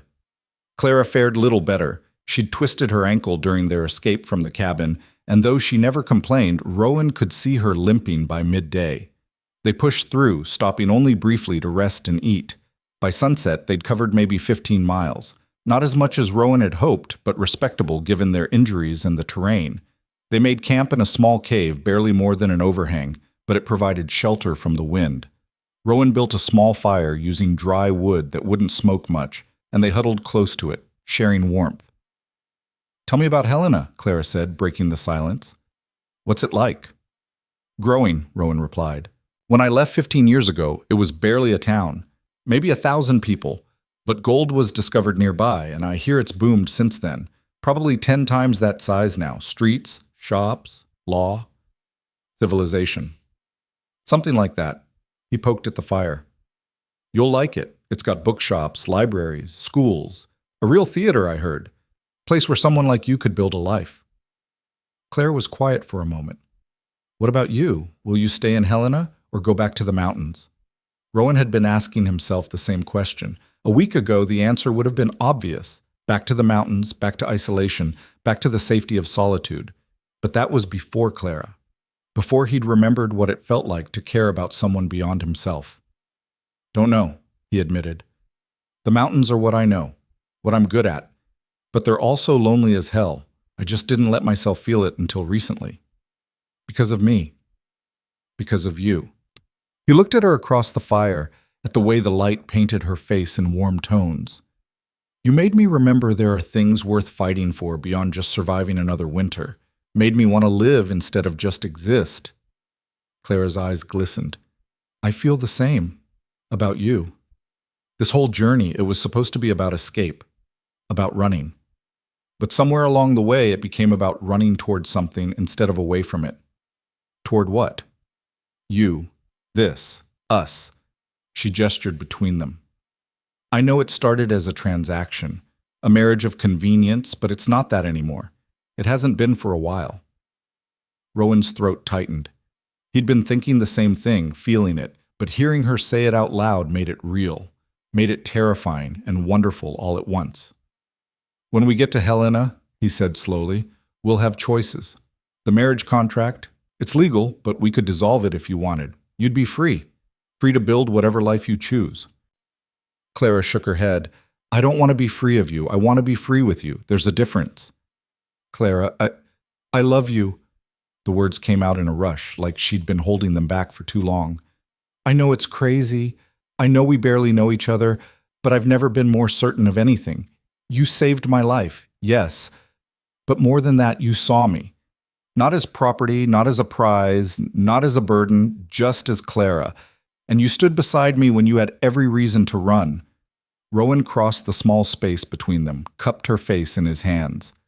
I love you too. Didn't even know I still could until you walked into my life and turned everything upside down. He kissed her, and it was different from before. Not desperate or fierce, but tender, full of promise. When they pulled apart, both of them were smiling despite everything, the pain, the exhaustion, the danger still ahead. So what happens in Helena? Clara asked. We find Thornton. Give him the evidence. Make sure Vance faces justice. Rowan settled back, pulling Clara against his side so she could rest against his shoulder. Then we figure out what comes next, together. Together, Clara echoed softly. I like the sound of that. They slept in shifts, taking turns keeping watch. The night passed without incident, and when dawn broke, they were already moving, covering ground at a steady pace. The second day was easier than the first. Their bodies had adjusted somewhat to the demands, and the terrain leveled out as they descended from the highest elevations. By midday, they crested a ridge and saw it in the distance, a town. Not Helena, but a smaller settlement, maybe a day's journey away. Smoke rose from chimneys, and Rowan could just make out buildings arranged along what must be a main street. What is that? Clara asked. Rowan consulted the map they'd taken. Looks like a mining town called Silver Creek, not on any major routes, but it's got a telegraph office according to this map. We could send word ahead to Thornton. Let him know we're coming. Too risky. Vance might have people watching telegraph lines, watching for your name. Rowan studied the town through narrowed eyes. But we could resupply, get proper food, maybe trade for a horse if they have any. You think it's safe? Nothing's safe, but we can't make it to Helena without more supplies. He folded the map. We go in quiet, keep our heads down, get what we need, and leave. No one needs to know who we are. They reached Silver Creek as the sun was setting, 2 weary travelers among dozens that must pass through the mining town every week. The streets were muddy with snowmelt and foot traffic, lined with rough buildings that had sprung up fast to serve the miners who'd flooded in when silver was discovered nearby. Rowan found a general store and traded some of the ammunition they'd collected for food, a better medical kit, and 2 heavy coats that would keep them warm through the remaining journey. The proprietor barely looked at them, too busy counting his profit to ask questions. They were leaving the store when Clara grabbed Rowan's arm, her grip tight. What? He asked. That man, across the street. She angled her head subtly toward a figure standing outside the saloon. I recognize him. He worked for Vance. Not as a hired gun. He was some kind of clerk or accountant. What's he doing here? Rowan looked. The man was ordinary enough, middle-aged, wearing a suit that had seen better days, nervously smoking a cigarette. But the way his eyes scanned the street, the way he kept checking his pocket watch, suggested he was waiting for someone. Could be coincidence, Rowan said, or Vance has people scattered through every town between here and Nevada, watching for me. Clara's voice was tight. If he recognizes me, he won't. It's dark. You're wearing different clothes, and he's not expecting to see you here. Rowan guided her away from the store toward the edge of town. We leave. Now. Quietly. They'd made it maybe 50 yards when a voice called out behind them. You there! Woman, stop! Clara froze. Rowan's hand went to his rifle. The clerk was running toward them, his face flushed with excitement or recognition. I need to speak with you. Please wait. Keep walking, Rowan murmured.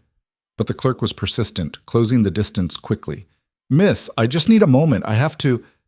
He got close enough to see Clara's face clearly in the lamplight spilling from a nearby building. His eyes went wide. It's you, he breathed. Clara Voss. Mr. Vance has been looking everywhere for you. Rowan stepped between them, his hand still on his rifle. You're mistaken. We don't know anyone named Vance. I'm not mistaken. I'd recognize those eyes anywhere. Mr. Vance has a portrait of her. He stares at it every night. The clerk's voice rose. There's a reward, $10,000 for information leading to her recovery. I have to... He never finished the sentence. Clara's revolver appeared in her hand like magic, The barrel pressed against the clerk's stomach. "You're going to turn around and walk away," she said quietly. "You're going to forget you saw me, and you're going to keep your mouth shut. Understand?" The clerk's face went white. "You can't shoot me. Not in the middle of town. There are witnesses. Then I'll hang for murder instead of just theft. But you'll still be dead." Clara's voice was ice. "Is $10,000 worth dying for?" The man trembled, calculation warring with fear in his eyes. Finally, fear won. "I won't say anything," he whispered. "I swear, just don't kill me." "Run," Clara ordered. He ran, disappearing into the darkness between buildings like a spooked rabbit. Rowan grabbed Clara's hand. "Move! Fast!" They didn't run. Running would draw attention, but they walked quickly out of Silver Creek, back into the wilderness. Behind them, Rowan could hear shouts, confusion. The clerk had found his courage again, or his greed had overcome his fear. Either way, they were compromised. They traveled through the night, pushing their exhausted bodies well past any reasonable limit. Every sound made them jump. Every shadow could be a pursuer. By dawn, they'd put maybe 20 miles between themselves and Silver Creek, but Rowan knew it wouldn't be enough.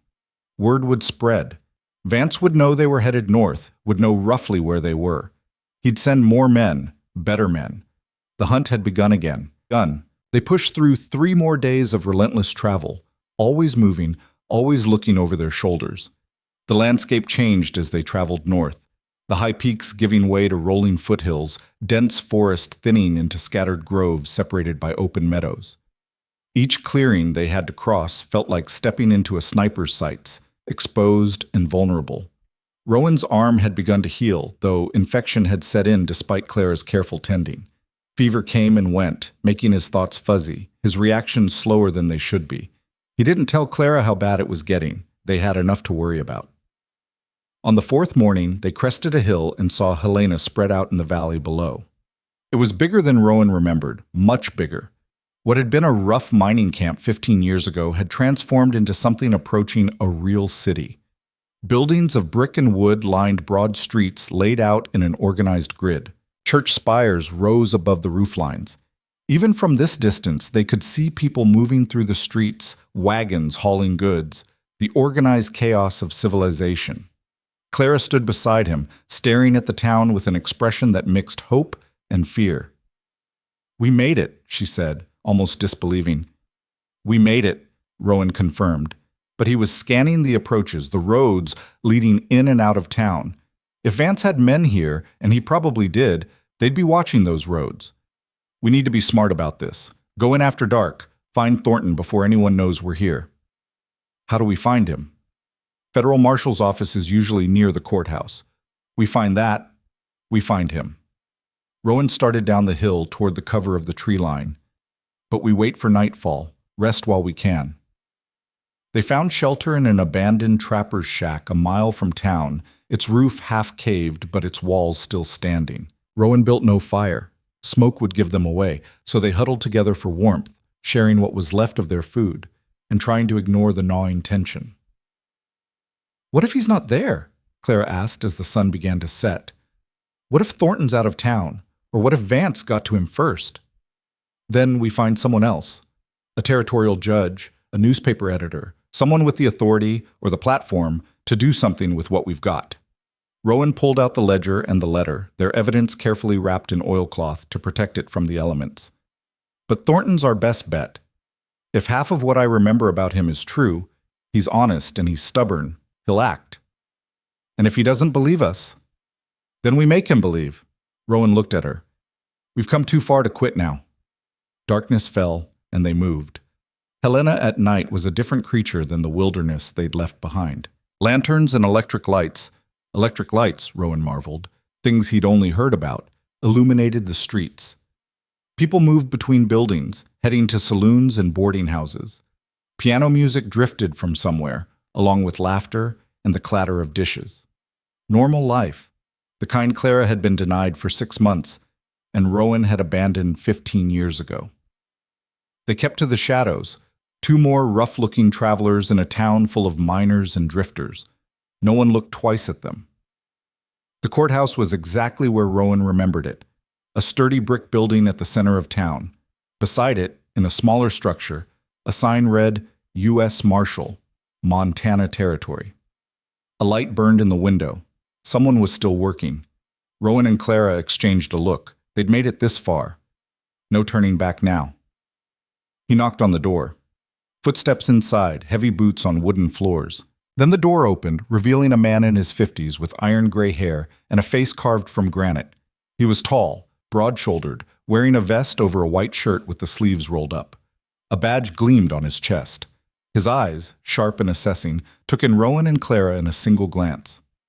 "Marshal's office is closed," he said, his voice carrying the flat vowels of the Midwest. "Come back tomorrow." "Are you Jacob Thornton?" Rowan asked. The man's eyes narrowed. "Who's asking?" "Someone who needs to speak with you about Marcus Vance." The change in Thornton's demeanor was immediate. His hand dropped to the pistol at his hip, and his body shifted into a ready stance. "Inside. Now. Before anyone sees you."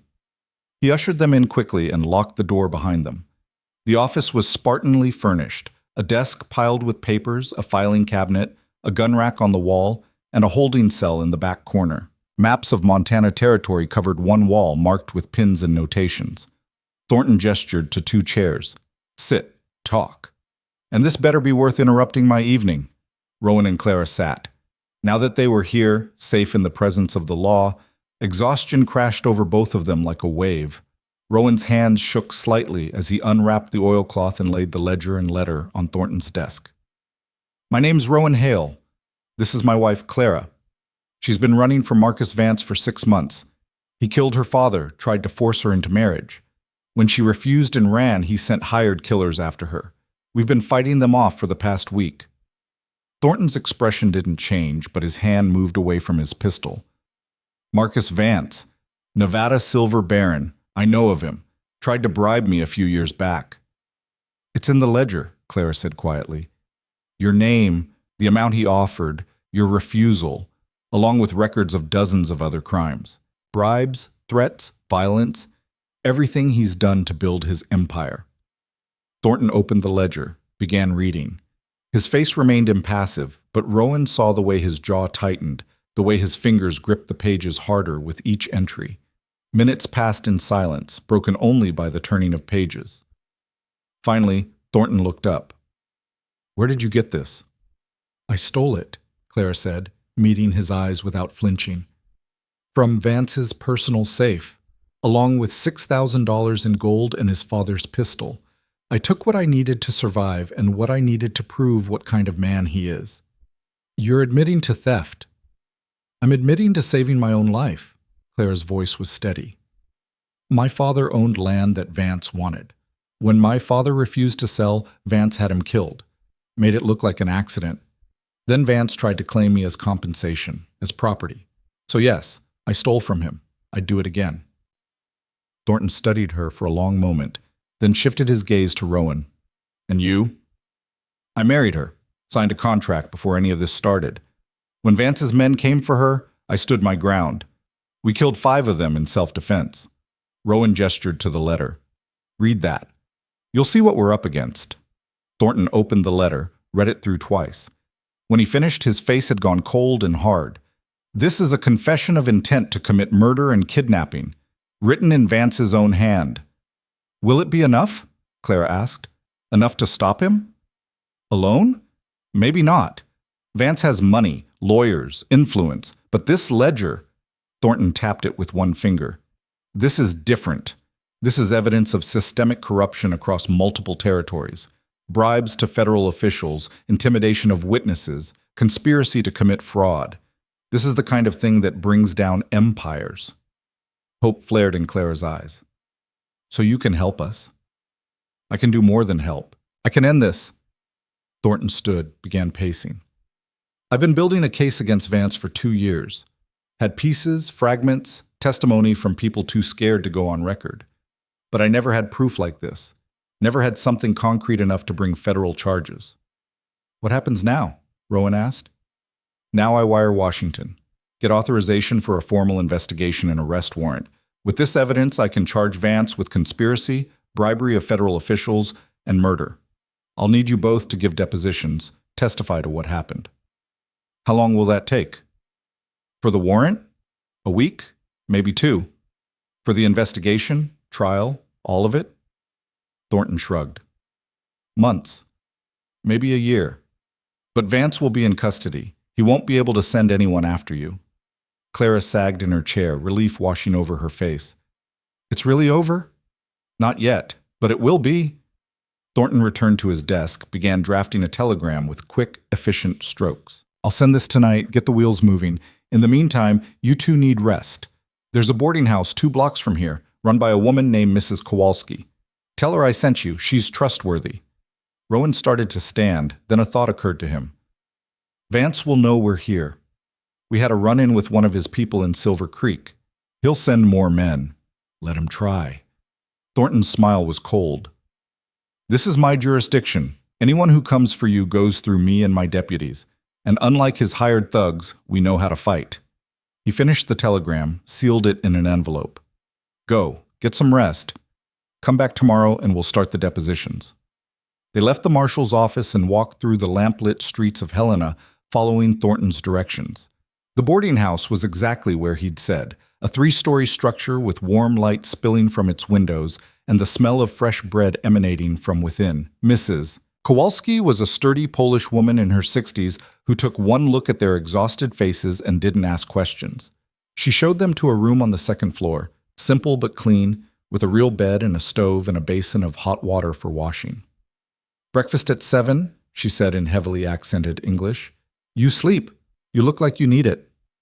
When she left, Rowan and Clara stood in the middle of the room, almost afraid to believe they'd made it, that they were safe. Clara broke first. She started laughing, slightly hysterical, tears streaming down her face. Rowan pulled her close, and she clung to him, her body shaking with the release of 6 months of fear and weeks of violence. We did it, she sobbed into his chest. We actually did it. We did, Rowan confirmed, his own voice rough with emotion. You're safe now. We both are.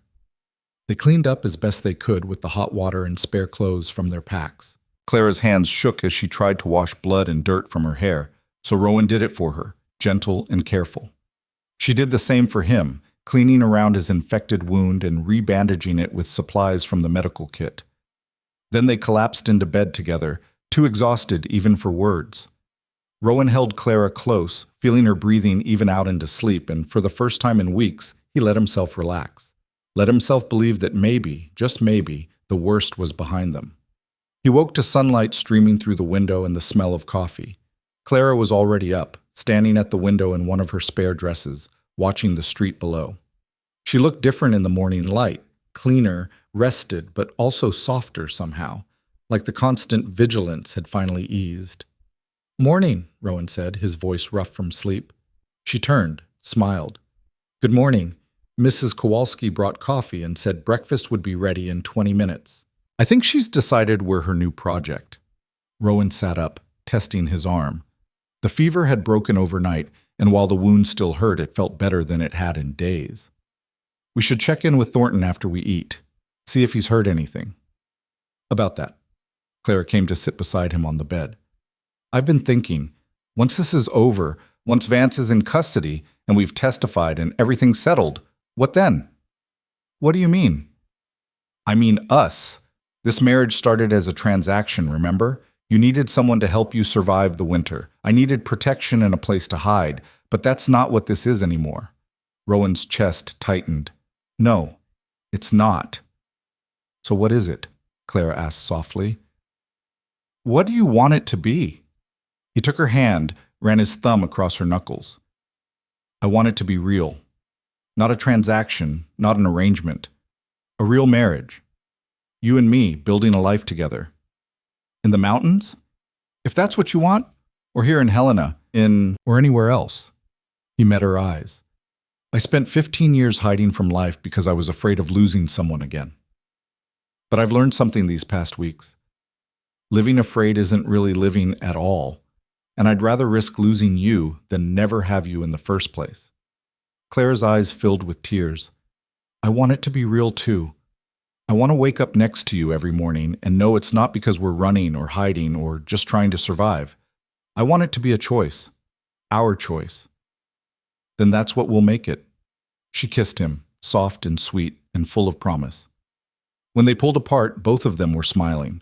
They had breakfast with Mrs. Kowalski and two other boarders, a schoolteacher and a mining engineer, and the normalcy of it was almost surreal. Polite conversation, passing dishes. No one shooting at them or chasing them through the wilderness. Just ordinary people living ordinary lives.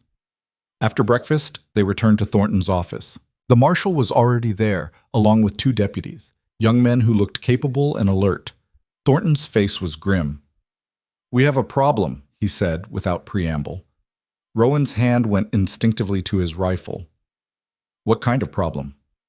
"Vance is already here, in Helena. Arrived on the train last night with 6 men. The bottom dropped out of Rowan's stomach. "How?" "Telegraph works both ways. The clerk in Silver Creek must have wired him immediately after your encounter. Vance moved fast, probably chartered a special train to get here this quick."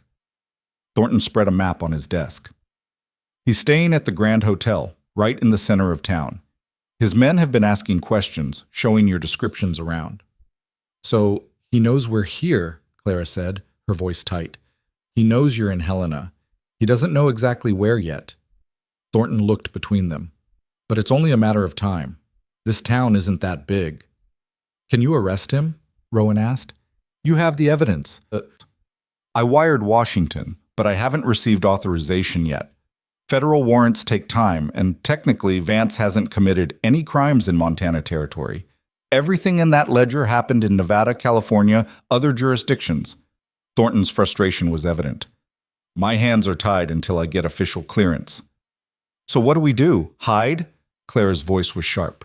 "I'm tired of hiding." "I'm not suggesting you hide. I'm suggesting you be smart." Thornton gestured to his deputies. "Morrison and Chen here will serve as your protection detail. You don't go anywhere without them. You stay in public places where Vance can't try anything without witnesses. And you stay alive long enough for me to get that warrant." "How long?" Rowan pressed. "Could be today. Could be 3 days. Washington moves at its own pace." Thornton's face hardened. "But I promise you this, the second I have legal authority, I'm putting Vance in chains. He's not walking away from this." And they spent the day giving depositions, recounting everything that had happened in careful detail. Thornton wrote it all down in precise legal language, had them sign each page. By evening, they had a stack of documents 2 inches thick. "This is good," Thornton said, reviewing the final pages. "Detailed, consistent, corroborated by the physical evidence. When we get to trial, this will be damning." "When?" Clara repeated. "Not if." "Not if," Thornton confirmed. They returned to the boarding house with their deputy escorts, Morrison and Chen. Both men were professional, alert, but not oppressive. They positioned themselves outside the boarding house, keeping watch. That night, as Rowan and Clara prepared for bed, she asked the question that had been hanging between them all day. What if he tries something? What if Vance doesn't wait for the law? Then we deal with it, like we've dealt with everything else. Rowan pulled her close. We're not alone anymore. We have Thornton, his deputies, the law on our side. Vance can't just kill his way out of this. He's done it before. Not with federal marshals watching his every move. Not with this much evidence against him. Rowan kissed her forehead. Trust me, we're going to be okay. But that night, as Clara slept beside him, Rowan stayed awake, listening to the sounds of the town, his rifle within arm's reach. Years of survival had taught him one thing. When a predator was cornered, that's when it was most dangerous. The next morning, Morrison burst into their room without knocking. Marshall needs you, now. Vance is at the courthouse demanding to see you. They dressed quickly and followed Morrison through the streets. A crowd had gathered around the courthouse, curious onlookers drawn by the commotion. In the center of it all stood Marcus Vance. He was exactly what Rowan had pictured. 50s, handsome in a cold way, dressed in an expensive suit that probably cost more than most men made in a year. His hair was silver at the temples, his posture that of a man used to being obeyed. But his eyes, when they landed on Clara, were the eyes of a zealot, obsessed, possessive. There she is, Vance said, his voice carrying across the crowd. The thief who stole from me. The woman I've been searching for. Thornton stood between Vance and the courthouse steps, his hand resting on his pistol. Mr. Vance, I've told you, you need to leave. This is official federal business. Official business? Vance laughed, cold and sharp. That woman stole $6,000 in property of great sentimental value from me. I'm here to reclaim what's mine and see her prosecuted for theft. She's not property, Clara said, stepping forward despite Rowan's restraining hand. I was never yours. My father rejected your advances, so you had him killed. Then you tried to take me by force. Everything I took to survive. Vance's expression didn't change, but something dark flickered in his eyes. You have quite an imagination, my dear. Your father's death was a tragic accident.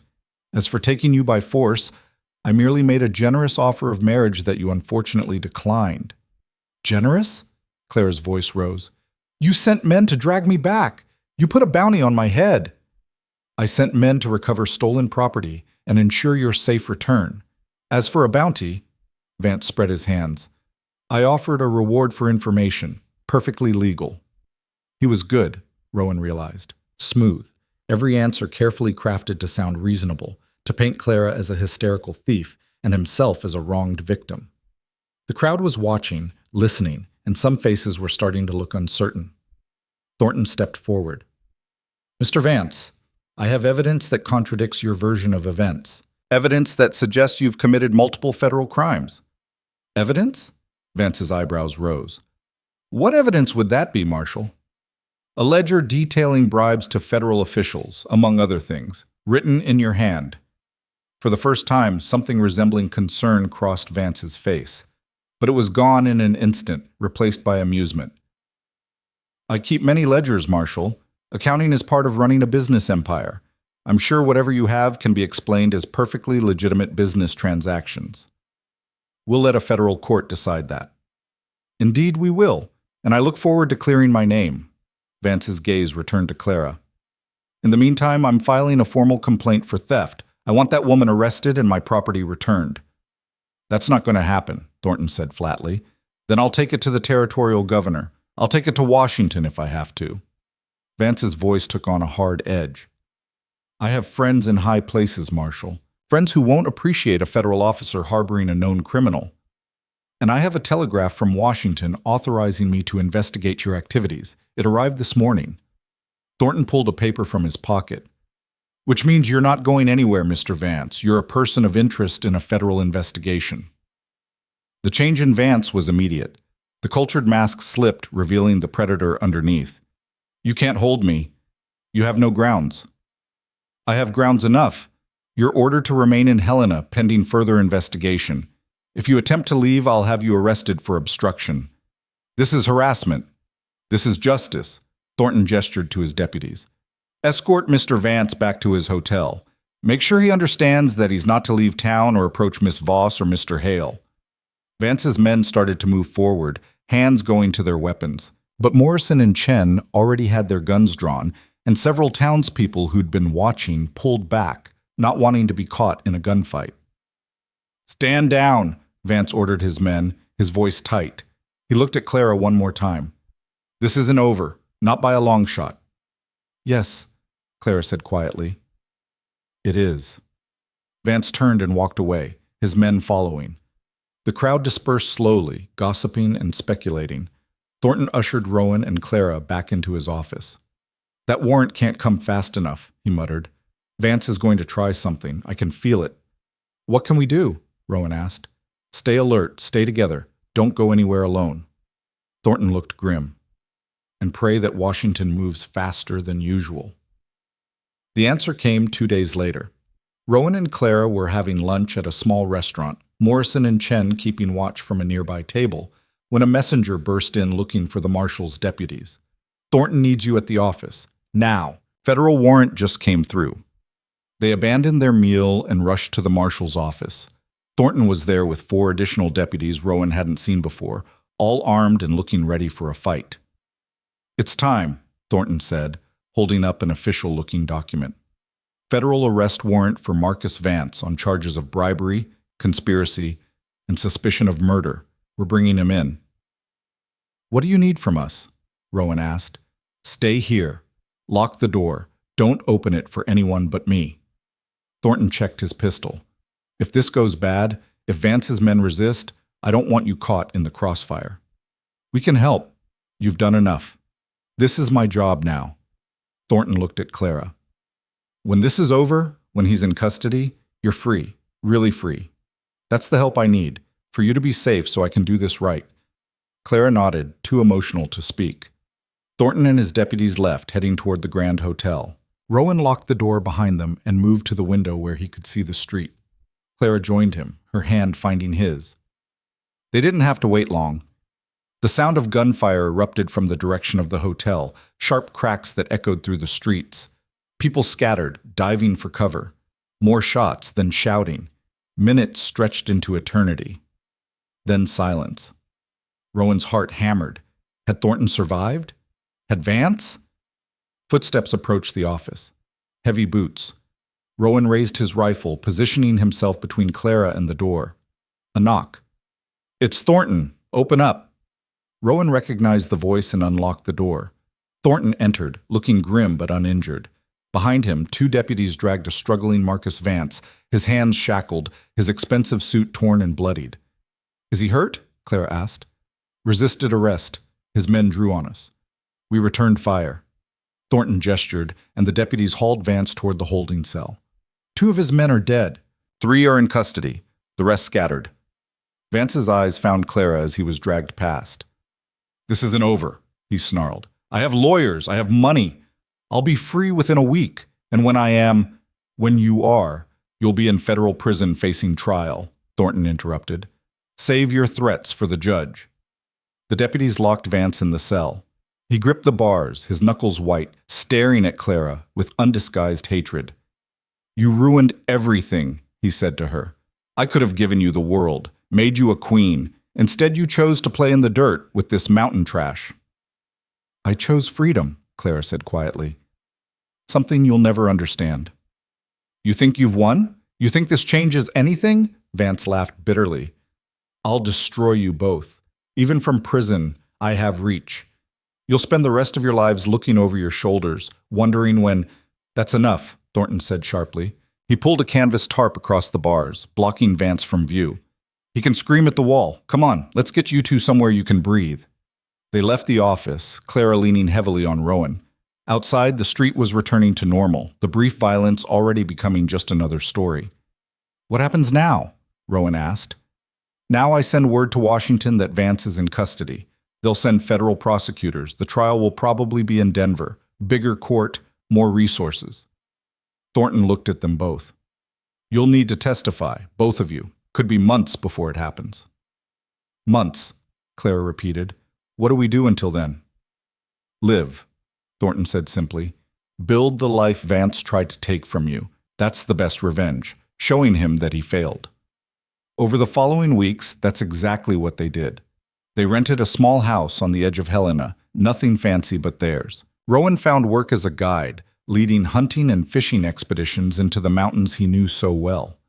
Clara started teaching at the local school, her education and love of learning finally finding purpose again. They testified via deposition, their statements adding to the mountain of evidence against Vance. Thornton kept them updated. The federal case was solid. More victims had come forward. Vance's empire was crumbling. But more than that, they built something neither of them had thought possible just months before, a real life, together. One evening, as summer began to warm the Montana valleys, Rowan came home to find Clara in the small garden she'd planted behind their house. She was kneeling in the dirt, her hands covered in soil, her face bright with simple contentment. Tomatoes are doing well, she said, looking up at him with a smile. And I think the beans might actually survive. Rowan knelt beside her, not caring about the dirt. From his pocket, he pulled a small carved wooden box. I made this. It's not much, but he opened it, revealing a ring. Not gold or silver, but wood, carefully carved and polished to a smooth shine. Simple, honest, real. I know we're already married on paper, Rowan said, but I wanted to give you something that meant more than a contract. Something that says I choose you. Every day. Not because I need you to survive, but because I can't imagine surviving without you. Clara's eyes filled with tears. She held out her hand and Rowan slipped the ring onto her finger. It fit perfectly, warm wood against her skin. "I choose you too," she whispered, "every single day." He kissed her there in the garden, surrounded by growing things, by life they'd planted and nurtured together. When they finally pulled apart, both of them were smiling through tears. "You know what the best part is?" Clara asked. "What?" "We're not running anymore. We're not hiding. We're just here, living, together." "Together," Rowan agreed. 6 months later, word came from Denver. Marcus Vance had been found guilty on all charges. Federal prison, 25 years minimum. His empire had been dismantled, his assets seized, his name forever marked as a criminal. Thornton delivered the news personally, visiting them at their home. "It's over," he said. "Really, truly over. He can't hurt you anymore." Clara sat in the chair Rowan had built for the porch, one hand resting on the gentle swell of her stomach. 4 months along, the doctor said, healthy and strong. "Good," she said simply, "because we have better things to think about now." Thornton saw the gesture, understood, and broke into a rare smile. "Congratulations." "Thank you," Rowan said, his arm around Clara's shoulders, "for everything. You two did the hard part. You survived. You stood your ground. You refused to let him win." Thornton shook both their hands. "That takes courage most people will never understand." After Thornton left, Rowan and Clara sat on their porch, watching the sun set over the mountains. The same wilderness that had nearly killed them now stretched out peaceful and beautiful, no longer a battleground but simply home. "Do you ever miss it?" Clara asked. "Your old cabin, the isolation?" Rowan thought about it. "Sometimes. It was simpler in some ways, but it was also empty. This," he gestured to the house, the garden, the town in the distance, her hand in his. "This is better. This is real. Even with all the noise, the people, the complications. Especially with all that." He pulled her closer. "I was existing before. Now I'm living. There's a difference." Clara leaned her head against his shoulder. "I love you, you know. More than I thought it was possible to love anyone." "I know. I love you too." Rowan kissed the top of her head. "Thank you for stepping off that train, for being too stubborn to die, for choosing me. Thank you for choosing me back." They sat there as the sky turned orange and pink and purple as the first stars began to appear. In the distance, a wolf howled, not a threat, just a voice in the wilderness singing its own song of survival. Rowan and Clara had their own song now, one that began with a cold transaction on a frozen train platform and transformed through violence and desperation into something fierce and unbreakable. Love earned through fire and blood, and the simple choice to keep fighting, keep standing, keep choosing each other when it would have been easier to give up. They'd come to Montana as strangers with nothing but need driving them together. They'd survived the mountain, survived the hunters, survived a man who thought he could own another human being. And now, in the warmth of a summer evening, with a child growing between them and a future stretching ahead filled with possibility, they'd become something neither of them had dared to hope for. They'd become home to each other. The wilderness had tested them, had tried to break them, had thrown everything it had at them, but they'd refused to burn out. Instead, they'd become the fire that nothing could extinguish. And in the fading light of that Montana evening, holding each other close, that fire burned brighter than ever before.